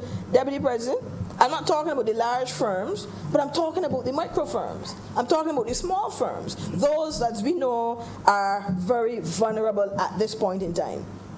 So yes, moratorium on loans. Also, let us consider the rents, and we already have within that stimulus package on Friday discussed a number of other areas. But these two, I wanted to expand on, that we need to treat to the rents being paid by MSMEs in the industrial estates and those government capitalized institutions that provide seed funding and so on for small firms. And in this last point, Mr. Deputy President, I would wish also to thank the Minister of Finance and the Prime Minister for the $10 million being considered for the BADC to develop an innovation center. I believe this came out of the work discussed by Professor, after your permission to mention his name again, Mr. Deputy President. As you know, an industrial policy is currently being developed in the Ministry of Industry and International Business, led by Professor Arthur. And out of those discussions came the call for some sort of innovation center. An innovation center that would allow for the BADC to identify specific clusters that they can focus on in specific periods of time to help build out the level of innovation that is needed across the sector. So it is not just about encouraging persons to think creatively, but you must be able to monetize that creativity. And that is where innovation comes in. The ability now to take those creative thoughts, those creative ideas, and be able to innovate them that you can scale up and monetize and commercialize them, that you can earn revenue and so on. So I wanted to commend that, because this time here, this COVID-19, in my view, presents an ideal opportunity for us to rethink how we do business, to rethink how we approach the whole notion of business development and, by extension, entrepreneurship. This is our opportunity to do so. I heard some catchphrases in the chamber today about reset and restart and all that. Here is an opportunity now for us at the business level, Mr. Deputy President, to rethink our processes relative to business startup. The training that is needed. Many of our organizations have been doing so, but can we scale up even further? Can we use this opportunity to introduce the technology that we've been talking about to help businesses to do better business, be more innovative, and therefore go beyond our domestic shores and so on. So this is an ideal moment, I think, an opportunity for us to really focus in on these areas. So, Mr. Deputy President, I see you're nodding. I'm not going past the 10 minutes, I assure you that. But based on the time constraints, I'm going to stop there. These are my 3 points. That as a recap, the values are coming out, I believe, in how we approach our governance. Secondly, we've done some research, and we have some qualitative information to support what we're saying. And finally, the fact that we need now to expand to treat to the vulnerable within the sector. Micro firms, those with 5 employees or less. 5 employees or less. are in excess of 4,000 businesses, formal businesses that is operating in the island based on the research that Mr. Deputy President, I quote so often, commissioned by the SBA and done by Sally Sis. So we're talking about in excess of 4,000 with 5 employees or less. And that group, Mr. Deputy President, I think is going to be vulnerable in this time, and therefore we have to do all we can to help provide even further support, and when they add a further stimulus for them going forward. So with those few words, I am obliged. Thank you, Senator Holder. Senator Lucille Moore.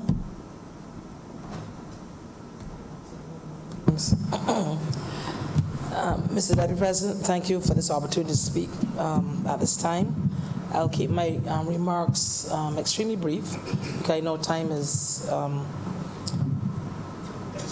of the essence. It is quite a long day, and I know many of us here have many things to still complete before the end of the day. What I'm really just rising to speak on, I'm not here to regurgitate anything that's been said already, but just to reinforce some points with regard to the whole COVID-19. Everyone knows that this is an aspect of what is occurring in Barbados now that has certainly captured everyone's attention. And so what I want to say is, from an information standpoint, we do not want information for people to take information from external sources and take those and apply it to our environment and the Barbadian context. That is always an error. Barbados is not China. Barbados is not the United States. Barbados is not Singapore. Barbados is not Italy. Barbados is not Germany. Barbados is an island, 160 square miles, population somewhere close to 300,000. And so we must look within our framework and our island as to what needs to be done from an information standpoint for our citizens.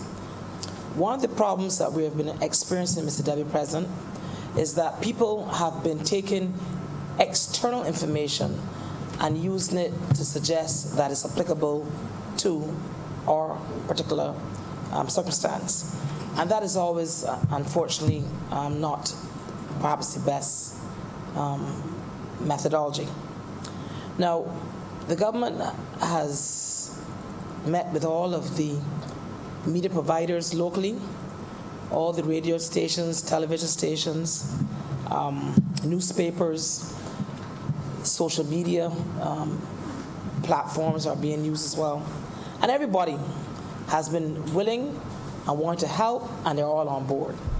And when you see those sources that have on the information saying the government of Barbados, the Government Information Service, for those who don't know that, GIS, a lot of them is an acronym, certainly for the Government Information Service, that's quite well known. You know that information is credible and true and correct. So all the lone television station has been quite meticulous about every day, day in, day out, sending out messages. And it's free, so you can go and watch it. All the radio stations, whether it's every single one, all 15, have been carrying the messages, and many messages on all different types of topics related to the COVID-19 virus. They've been talking about how to protect yourself. They've been speaking about what you need to do if you are elderly. They've been speaking about what you need to do if you're within a vulnerable group. You have a pre-existing medical condition. And for those who, we have all these catchphrases, pre-existing medical conditions. We know what those are. Things like diabetes, heart disease, hypertension, some kind of respiratory condition like asthma, or you have cancer, so your immune system would be things. So basically, these messages are covering a wide range of topics related to this virus. And these messages are correct, as it relates to Barbados. I'm not going through all of them. I think Dr. Haynes and Senator Haynes spoke on some of those, so I will not rehash those. Also, The Nation, Advocate, Barbados Today, I'm calling their names with your permission, Mr. Deputy President, Loop News. Those are newspapers. They too have been very good about carrying the information as relates to Barbados and our environment. I have to stress this because when you take news from externally and try to apply it to our context, it doesn't always work because we may not have what those people are speaking about. And if you don't, then what one is suggesting that you do cannot work for you. So you need, and I'm appealing to the public of Barbados, those who can hear me, those who can understand this, they need to take the information from the credible local sources. And also all the social media platforms are being used. Twitter, Facebook, Instagram. I don't need to tell people who use social media what those platforms are. They know. And in circumstances where it requires instant information, we live stream it. So certainly when we want the nation to know something right away, we live stream it so everyone can see it all at once, and we also show it live on CBC, the lone TV station, as well as also oftentimes on radio. So there's zero reason not to be able to follow what's going on with regard to this virus. Then we have put up some and continue to put up more billboards showing people the correct way in which to do some of the things we're asking Barbadians to do to protect themselves. And one of the biggest things you hear all the doctors, all the medical professionals talk about washing your hands and the correct way to do that. Then we hear things like, and there's another catchphrase, they talk about social distancing. When I first heard it, I was like, social distancing? That's one that Barbadians are going to, some will get it and some won't. So I was speaking with one of my colleagues about it just today, and they said to me, we need to make some of the information a little bit more in the Bajan vernacular. So instead of talking about social distancing, tell somebody when you get on the bus someone, tell them size wrong. Well, if that is social distancing, and that is what Barbadians say, size wrong. So you don't want someone to sit too close to you, you tell them size wrong.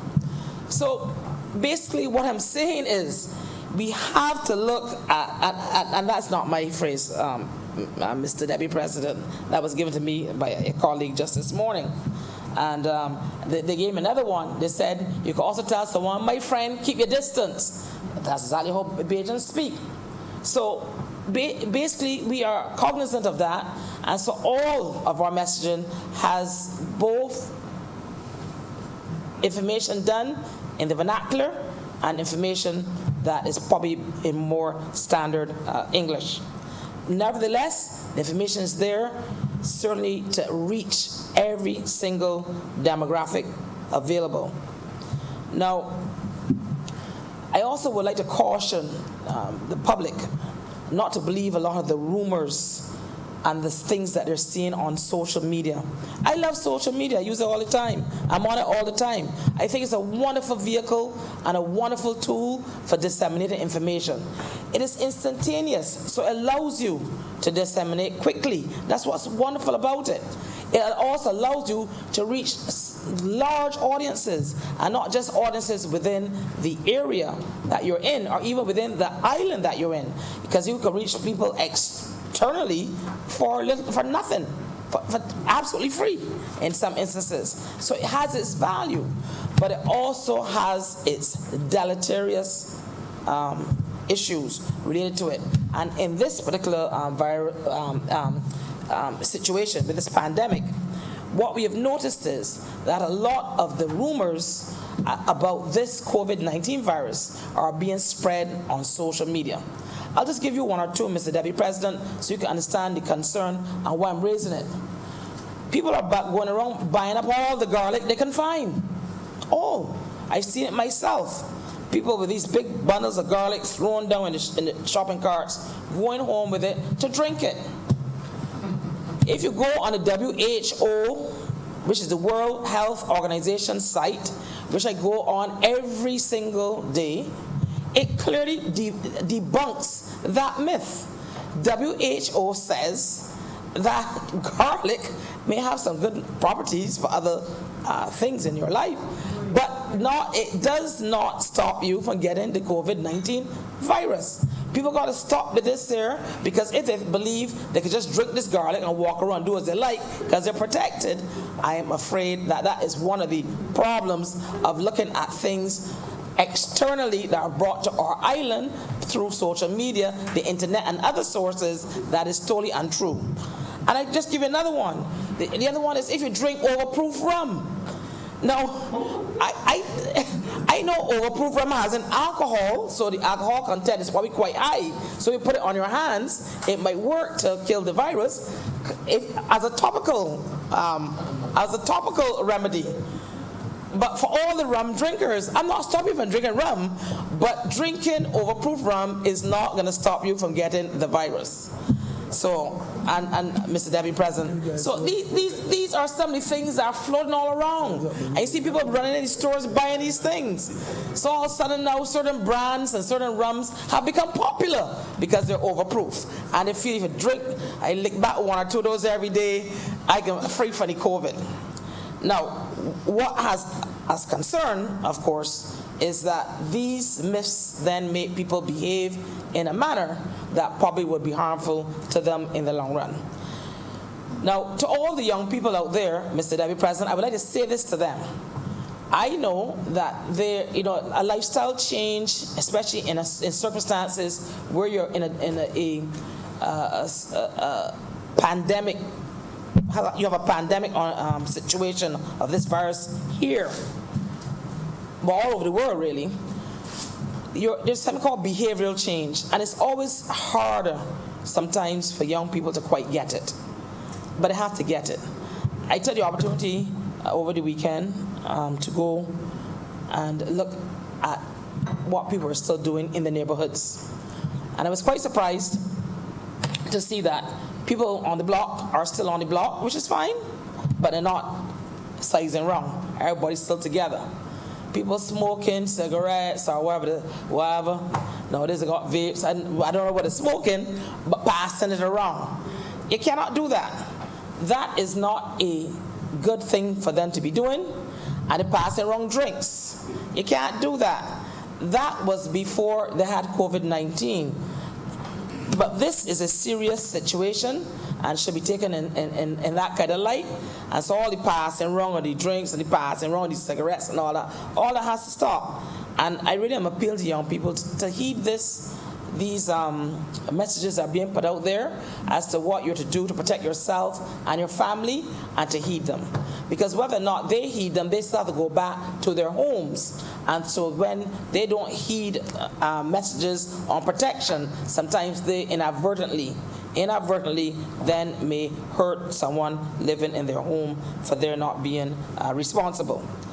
Now, the other thing I want to say is, Mr. Deputy President, we've asked people to stay calm in this whole situation. There's no reason to overreact. We've seen all the panic buying. I won't go into it. I've seen, I think, maybe 1 million toilet paper memes, including a man planting toilet paper. So we know that people know what's going on. Certainly, some people certainly do, and are taking it seriously. But we need people to stay calm. There's no sense in overreacting, because I think the Prime Minister said it very clearly more than once that Barbados does have the level of food that is necessary for many, many months. So maybe you might have to eat chicken and not T-bone steak, but it's probably better for you anyway. So the reality I'm saying is that there's no need to panic, because the Barbados government has a plan that has been executing, and so far the plan has been going more or less as we expected. We cannot stop COVID-19. No one can. If big countries like the US of A and England and Canada and Germany and France and Italy, and then larger Caribbean islands than ours, like the Jamaicas and the Trinidadians, and I've got the smaller ones like the Dominicas now and the Grenadiers, and everyone worldwide. This is a situation that every country has to deal with, and we need to deal with it, and Barbadians need to be on board with us. and to assist in our ability to manage this particular situation by not panicking. And another area I want to touch on very briefly before I wrap up is the issue of, always when something happens and people don't know why it's happening and they only hear things here and there, they then want to play the blame game. And so they start, Mr. Deputy President, to shun people. You can't do that. So we've had instances where we've seen that certain people, because they feel that they may, for whatever reason, and it's really a sort of a xenophobic, bigoted way of looking at this particular virus. It affects everyone. There's no color in this thing. There's no race in this thing. There's no nationality in this thing. It is all. And so I'm once again appealing to Barbadians not to overreact and think that they see a particular person in the street and all of a sudden that person, because of how they look, they must have the COVID-19. That certainly is not the case. There are many Barbadians who have been abroad, been back home, and if you look, you've heard the stories, so you read it in the newspaper, and we know that they have COVID-19, having contracted it in certain countries abroad. Now, so there's zero reason for any kind of bigoted or xenophobic reaction to people when you see them thinking that they may have this disease. Now, the final comment I'll make, Mr. Deputy President, and then I will take my seat, is that this particular situation may stay stagnant for a while, escalate, de-escalate. It may go through all kinds of different stages, and that's what happens in pandemics. We all know that. We've seen them over the years. From when I was very young, I remember hearing all about the Hong Kong flu. That's long before the days of the internet. And then you had your SARS, and you had your MERS, and your H1N1, and swine flu. And I could go on and on and on. Then there was Ebola, and everybody was frightened, Ebola. These things will continue to occur during our lifetime. How we deal with it and how we position ourselves for what will happen after there's a diminution of this virus, like all others. There comes a point where the virus levels off. It has to at some point. That is just the nature of what occurs. But in the interim, what we need to do as Barbadians is to have behavioral change. I'll say it again, behavioral change. Behavioral change, I know, is difficult, but it's something that we must do. Yes, we like to go out and pack up all the shops where you come going home from work, and you out here and there, always at the supermarket buying things and things you don't even need. The point is that is not what we need at this point in time. We need people to listen to what the messages are saying to you. If they ask you to stay home, you're to stay home. If they ask you to distance yourself, you're to do it. If they ask you to put 10 people, 20 people, 30 people, whatever the number is, you have to do what is being asked of you. It's not being asked of you because we're trying to make it difficult for anyone. We understand that there are a whole set of issues, economic, social, certainly employment-wise. It has been said in here by numerous people. I will not belabor it, but just to say that whatever we're asking of you, we're asking you please to comply, because it allows us then to manage this ever so difficult situation in a much better, a much more proactive, and a manner that will reroute to the benefits of all Barbadians. And with that, Mr. Deputy President, I'm obliged to you. Senator Grant. Thank you, Mr. President. Today is really a strange day for me. The first thing is that the leader of government business in this appropriation bill, where you're allocated 1 hour to speak, is telling me, which means, sir, that I should be conscious of time, as is understandable given the situation that we are in. But I have to say, sir, that this is probably my 6th contribution to a discussion on an appropriations bill. And normally, sir, my 6th, yeah. 2000 and I believe my first would have been in 2004, 2005, 2006, 2007, and then 2019. And this is now 2020. So I believe that this is my 6th contribution in an appropriations bill debate. And sir, normally I would come into these debates, man, sir, and I can be honest with you, I come in, man, and I pump a set, man, about, that's the Bajan terminology, in terms of what is happening in the sector with which I'm associated. The first few times, as during the 2003 to 2008 Parliament, as Parliamentary Secretary in the Ministry of Tourism and International Transport, and now as a Senator, functioning as the CEO of the BHTA. Sir, though, today really is a very different time. I remember, sir, coming into the Senate chamber in February and speaking in relation to the tourism, CHTA, Caribbean Hotel and Tourism Association marketplace, which had recently taken place in the Bahamas at the end of January.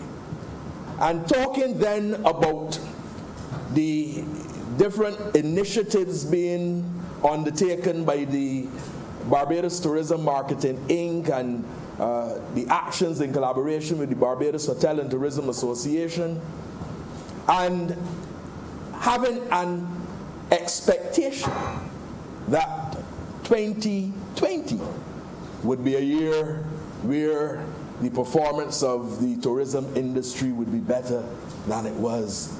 The year 2020, 2021, in terms of the financial year, would be better than it was the previous year. So I did hear then comments in relation to a new coronavirus in China. I did hear about it. But at CHTA Marketplace, it was not a subject that had significant attention. And I came back to Barbados then, sir, very confident that we would be able to continue to function pretty much in the manner that we would have been functioning. The first thing that happened, sir, was that I was summoned to a meeting a Saturday morning at the Ministry of Foreign Affairs and Foreign Trade, where we had some discussion with respect to the new coronavirus. The leader of government business was there. The acting prime minister at the time was there. Indeed, the prime minister was overseas, but she zoomed into that meeting where we discussed what was happening with this new coronavirus. And it was the first time, really, sir, that this was being given, certainly by myself, and I'm sure others, a level of seriousness and a level of concern. So we then decided that we would sensitize our members. We decided that one of the things that we would do would we would see if there were any cancellations that were being progressed in the system, that we will continue to talk to our partners, that we would collaborate with the BTMI and all of the other important ministries, the Ministry of Health, Foreign Affairs, and all the other stakeholders. And there was still a high level of confidence that we could continue as we would have in previous years. And sir, then it seemed all of a sudden, just literally overnight, the industry, this very, very important industry, overnight literally became extremely challenged. A number of hotels indicated that they would be closed, and I'll speak to that very shortly. I'm not going to be too long, but I will speak to that very shortly. I start here, sir, because we are certainly in very uncertain times.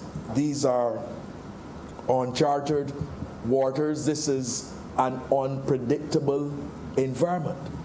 Normally, sir, I would make reference to the estimates of revenue and expenditure with a clear understanding of what is being projected for the next financial year. Sir, there would be a certain level of confidence that I would have. Of course, there's always the likelihood that something may occur that may cause you to have to change your plans. But sir, certainly nothing like what we now have to face with COVID-19. Sir, I remember well when the Prime Minister was speaking in relation to the Barbados Economic Recovery and Transformation Program. And she said at that time that one of the things that concerned her related to the issue of natural disasters, and she made reference, sir, to hurricanes. At that time, I'm sure, Prime Minister, and I'm sure that none of us would have contemplated that we now have to face a challenge such as COVID-19. And what we are seeing around the world, sir, is that countries are buckling down. And it sends a serious message, I think, for us to consider. And that message is that we have to rely on each other. This is not a time for there to be any partisan politics. This is not a time for there to be any division. We all have to work together and ensure that we are able to safeguard Barbados and to safeguard the future of Barbados. And we all have to give a commitment to help the most vulnerable amongst us. Sir, this is an extremely serious time. But sir, as I reflect on this, I do recall saying in the Senate chamber, in relation to discussions on other issues, that we do not have the luxury of time.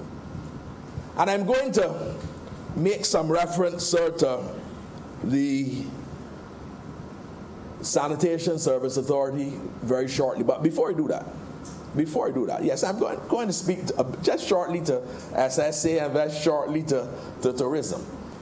But before I do that, I want to join with other honorable senators who reflect on the seriousness of this time.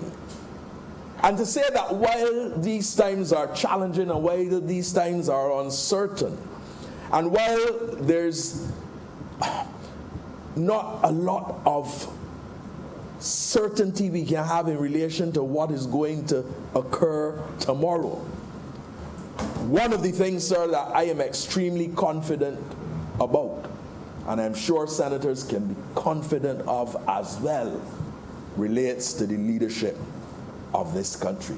Sir, I've often said that the leadership of a country and the leadership of institutions really result in the organizations taking on that character.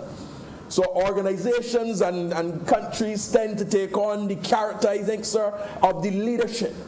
And therefore, there was a time in Barbados when it seemed literally nothing occurred. Some people refer to it as the lost decade. There was a time, sir, when the leadership of the country did not take seriously to the issues that needed to be confronted.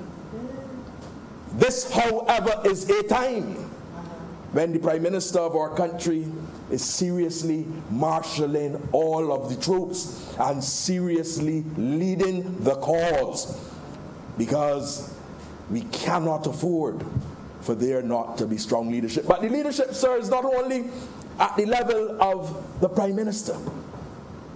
It is, sir, at the level of the other cabinet ministers. And I want, sir, on the floor of this chamber to publicly acknowledge the work that is being undertaken by the Minister of Health and Wellness, the Honorable Lieutenant Colonel, the Honorable Jeffrey Boston. And I think it is important to note that while, yes, the Prime Minister is taking the lead, there are a number of many other individuals who are also participating in that cause, and many other associations. The Barbados Hotel and Tourism Association, the Barbados Private Sector Association, many other entities, the Barbados Chamber of Commerce and Industry, the Barbados Workers Union, the National Union of Public Workers, a number of different organizations. And you know what, sir, I've recognized? No one, sir, is complaining about the time and the commitment. No one, sir, is shirking from responsibility. Everyone is prepared to put their hands to the till and to work in the best interests of this country. And, sir, I take this opportunity to commend the Prime Minister for her leadership and the manner in which she's addressing this critical issue to ensure that Barbados and Barbadians survive. But, sir, I could not speak in this debate without making some reference to the Sanitation Service Authority. And I indicated that, some time ago, I would have said in this chamber that we do not have the luxury of time. I remember, sir, when the SSA bought 10 new left-hand drive garbage trucks. And I remember, sir, going into the port on the Saturday when those trucks arrived. And I remember, sir, saying that by the Monday, the trucks had to be working. And sir, some people said to me, that is an impossible task. So you can say that. Because at that time, vehicles being imported into Barbados for use by ministries and public sector agencies were taking months to come out and become operational, from the time they arrived in the Bridgetown port to becoming operational. And, sir, I heard the plea, and the Minister of the Environment and National Beautification heard the plea of Barbadian people.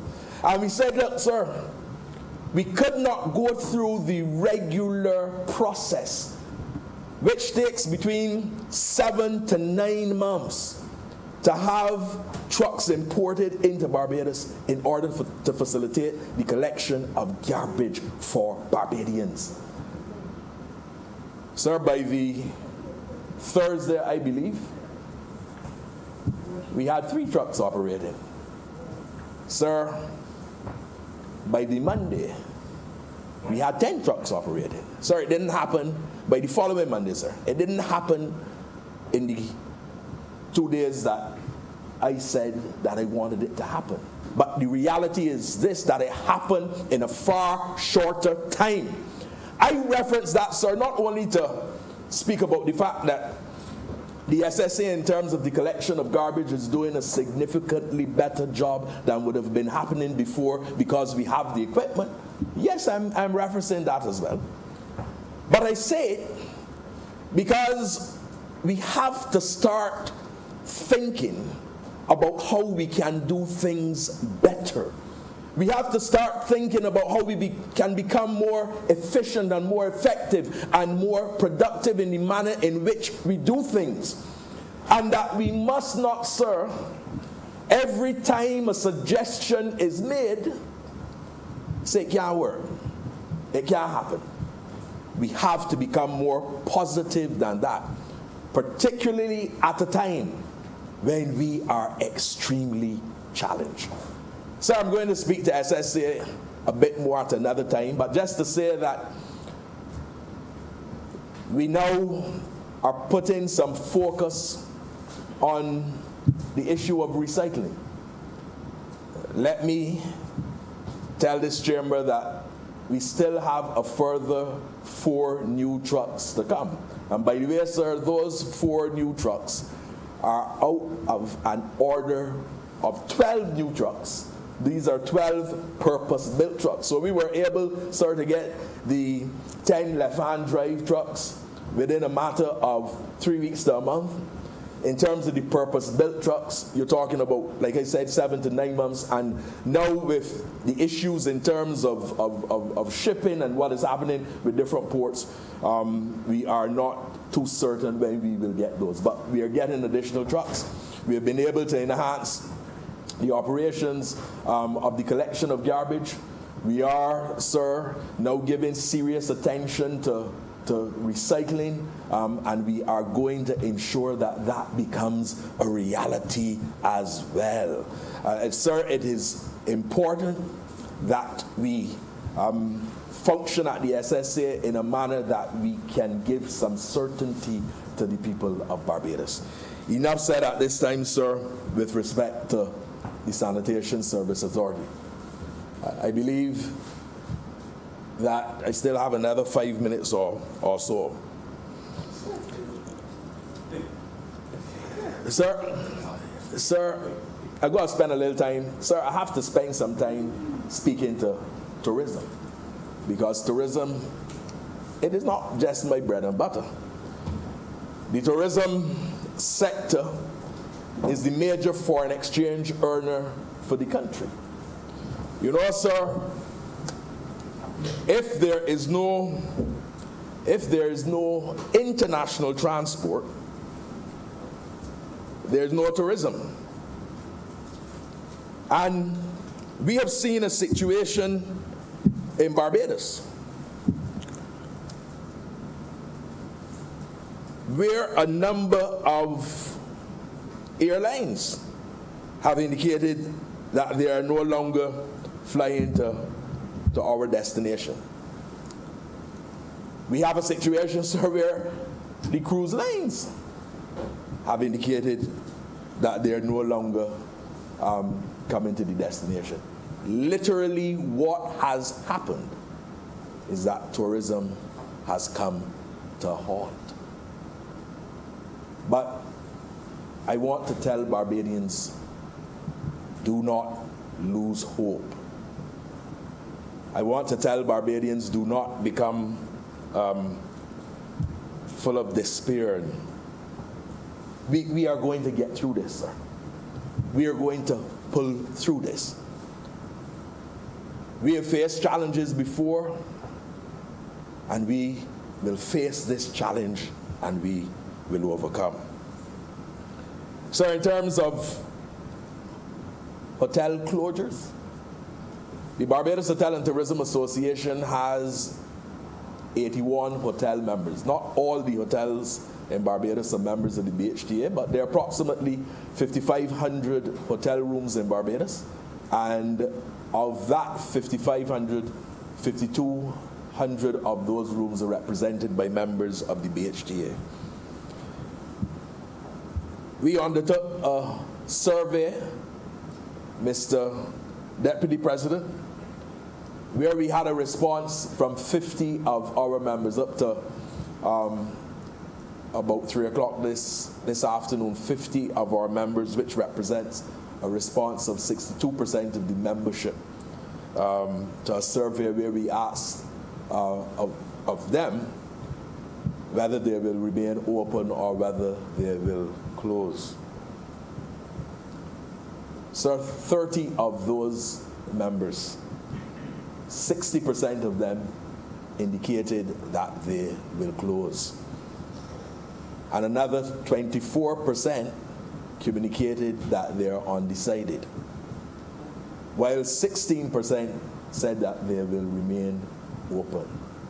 But sorry, I have to tell you that I do expect that there will likely be, as time goes on, even further closures that will occur. Because when I looked on the list, I actually saw one property that had indicated that they would not be closing, but then in discussions that I had this morning, signaled that they may very well have to close.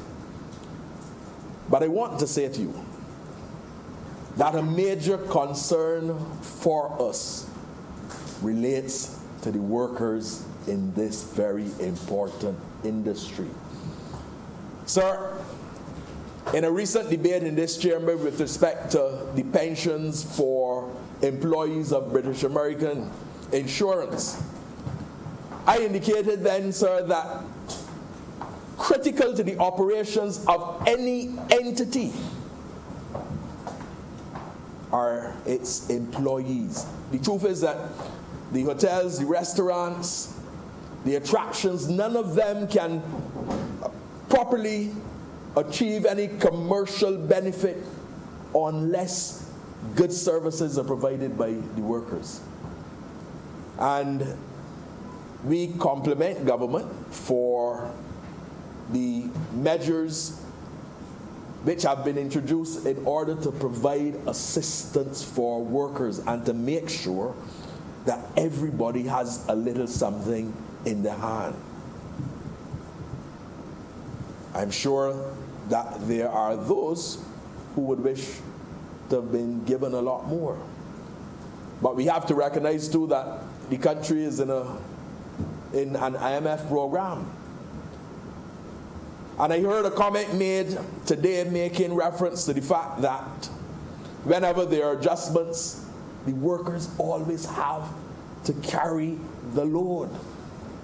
And I continually have to say in this chamber, whenever that statement is made, that certainly is not true of this administration. Because the Prime Minister has made it absolutely clear that all persons have to carry some of the burden. So it is not just the workers, but we at the Barbados Hotel and Tourism Association, we are concerned for our workers. And therefore we are seeking to ensure that we are able to put mechanisms in place to assist them. We are seeking in this downtime to facilitate training. We are seeking to ask of our members who can assist a little bit more to do that. And we sought, sir, very early to have discussions with the Barbados Workers Union to communicate to them what we are thinking and to ensure that they are always, sir, kept up to date as the workers' representative with respect to what we are doing. So another survey we carried out, there were 44 restaurants which responded. Of those 44 restaurants, 24 of them indicated that they're closing, 55%. Another 16 or 36% indicated, sir, that they're engaging in curbside pickup services. And all of those things, sir, are being done to seek to ensure that there's still some kind of economic activity. The reality is this, sir. I've heard persons speak about the closing of borders. And I've observed that there are some countries in the region, some countries that are part of CARICOM that have indicated that they close their borders. Sir, they still have COVID-19 cases.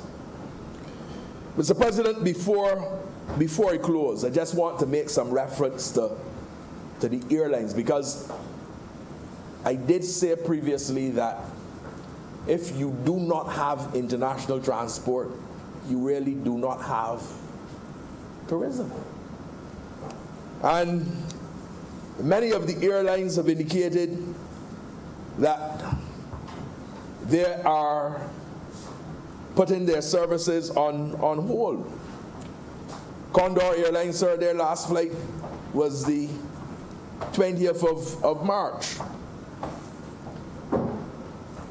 Air Antilles, on the 21st of March, they had communicated based on the information that I have. Copa, their last flight was on the 21st of March. Caribbean Airlines, I'm understanding that there's some adjustments being done to their schedule. WestJet, operating until today. Today is the 23rd, I believe. Operating until today, their last flight. Virgin Atlantic, they've canceled from today, their last flight operating today until further notice. Eurowings, last flight today as well, canceled until further notice. JetBlue, their discussions, sir, initially they would have indicated that they will conclude operations today, but there are discussions about their operating on Saturdays out of JFK. American Airlines previously communicated the last flight would be on the 22nd, which was yesterday, but there are some discussions taking place where they may recommence service on the 26th of March. Air Canada, indicators are that service will continue between April the 4th and April 26th. And the information that I have in relation to British Airways is that they will continue to operate the flight out of Gatwick right now with no changes to flights coming out of Gatwick. And of course, Liat has made some amendments to various of their flight schedules. Sir, this isn't easy. Sir, this is a very rough and difficult time. This is a time when there's going to be a level of dislocation that we would not have seen before. And a time when the major foreign exchange earner and the major contributor to the GDP, whether by direct or indirect calculations, will be significantly impacted. And one can expect, therefore, that a number of other businesses will be impacted as well. But, sir, I am very confident that we will ride this through. I am very confident that through the leadership that exists and by implementing the measures that have been communicated to us by the officials at the Ministry of Health, that we can contain this and that we can ensure that there is minimal impact on Barbados. But I also think, sir, that it allows us the opportunity to look at the manner in which we have been functioning, and that we can use this period where there's not as much activity as before to put in place those measures that need to be put in place so that Barbados can provide proper facilitation not only of businesses, but proper facilitation for what Barbadians themselves need to do and need to be engaged in. It cannot be, in my mind, sir, acceptable that someone interested in investment has to wait sometimes 2 and 3 years before they can get the investment undertaken. We have to move a lot faster than that. So I believe, sir, that there are some things that we have to look at to make sure that Barbados is made better. I did indicate, sir, that given the constraints and given the environment that we are in, that I would not today, in the traditional way that I've spoken in appropriation bills, speak for the entire hour. So, sir, I did in this debate constrain myself and decided that I would only provide comments for 15 minutes, sir, which I believe I have done. I'm very obliged to you, sir. Thank you. Leader of Government Business. Deputy President, I rise to end the debate in this appropriation bill. First of all, thank all honorable members who have made contributions. I believe the tone of the debate was one that I anticipated in the circumstances in which Barbados is as we debate this bill.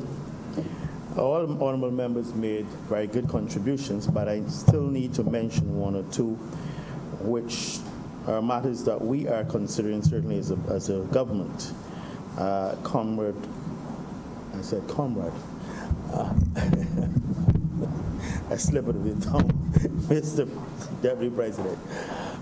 The Honorable Leader of the Opposition, Caswell Franklin, Comrade Senator Franklin, spoke indeed of the issues of the banks, and the government is well aware of the need to have further meetings with the banks with regard to matters related to financial matters, and there has been some progress in this regard. You mentioned the agriculture and the abandoned plantations. I want to reassure you that as part of the process, the government is moving assiduously to ensure that these grounds are brought back into production at the earliest opportunity. And indeed, I believe the Prime Minister and members from technocrats in the Ministry of Agriculture are supposed to be going out touring certain lands, if not tomorrow, I believe it is Wednesday, in terms to ensure that preparations are being made to bring these lands back into cultivation. Senator Rogers spoke again also of the issue of food security and the need for us to look at in terms of making ourselves more self-sufficient. And this is something I mentioned briefly, and I certainly endorse this comment, and I believe this is what Senator Franklin was alluding to. Senator Cummins, who is not here, gave us an outline in terms of the issues related to cruise liners and the importance of having the Assecuda World System implemented, and certainly showing the virtues of that when people now would be able to operate and work that from at home. Regrettably, all of the government officers who are supposed to do this have not yet been trained for various reasons, not because of a shortage of technical equipment, etc., but I believe it has to do with behavior change and a resistance in some quarters to adopt new technologies. Senator Nurse, I also speak in terms of the issues to look at agriculture and matters that might occur in relation to NIS, like Senator Moore. But more importantly, he reassured us that tourism is resilient and usually rebounds fairly quickly, and that we shouldn't lose heart completely in these days. In terms of UNCTAD, the initial commitment has to be done before the end of this month, March 31st, and we've agreed to pay the initial, you have to pay a portion of the figure that you spoke about. However, this doesn't mean that we have made a decision on UNCTAD at this point in time. Obviously, as the weeks go by, we'll make a decision. I believe by end of May, June, a decision will be made as regard to the hosting of UNCTAD 15 in Barbados. And of course, Senator Holder made a strident argument on behalf of MSMEs and the need for them to have a moratorium on rents from the BIDC. All in all, Mr. Deputy President, I think we've had a very full and useful debate in the circumstances, and I would now beg to move that this appropriation bill 2020 be now read a second time. The question is that this appropriation bill be read a second time. Honorable members in favor, please say aye. Those against, please say no. Methinks the ayes have it. Mr. Deputy President, I beg to move that this bill be now read a third time. The question is that the appropriation bill be read a third time. Honorable senators in favor, please say aye. Those against, please say no. Methinks the ayes have it. Deputy President, I beg to move that this bill do not pass and be cited as the Appropriation Act 2020. The question is that the bill be now passed and be cited as the Appropriation Act 2020. Honorable senators in favor, please say aye. Those against, please say no. Methinks the ayes have it. Mr. Deputy President, this brings us to the end of our business for today. I want to advise honorable senators that I expect that the House, this honorable chamber, will more than likely have to meet again sometime next week, probably next Monday, but I'm not certain because there's certain matters that have to be dealt with in the other place related to the whole situation, the fluidity of the situation in terms of legislation to allow the QEH to take charge of Harrison's Point emergency powers bills if it becomes necessary in terms of a shutdown. So I am going to adjourn this Senate sine die with the expectation that we might more than likely meet on Monday. The question is that this honorable chamber be adjourned without a date. Honorable senators in favor, please say aye. Those against, please say no. The Senate has been adjourned without a date.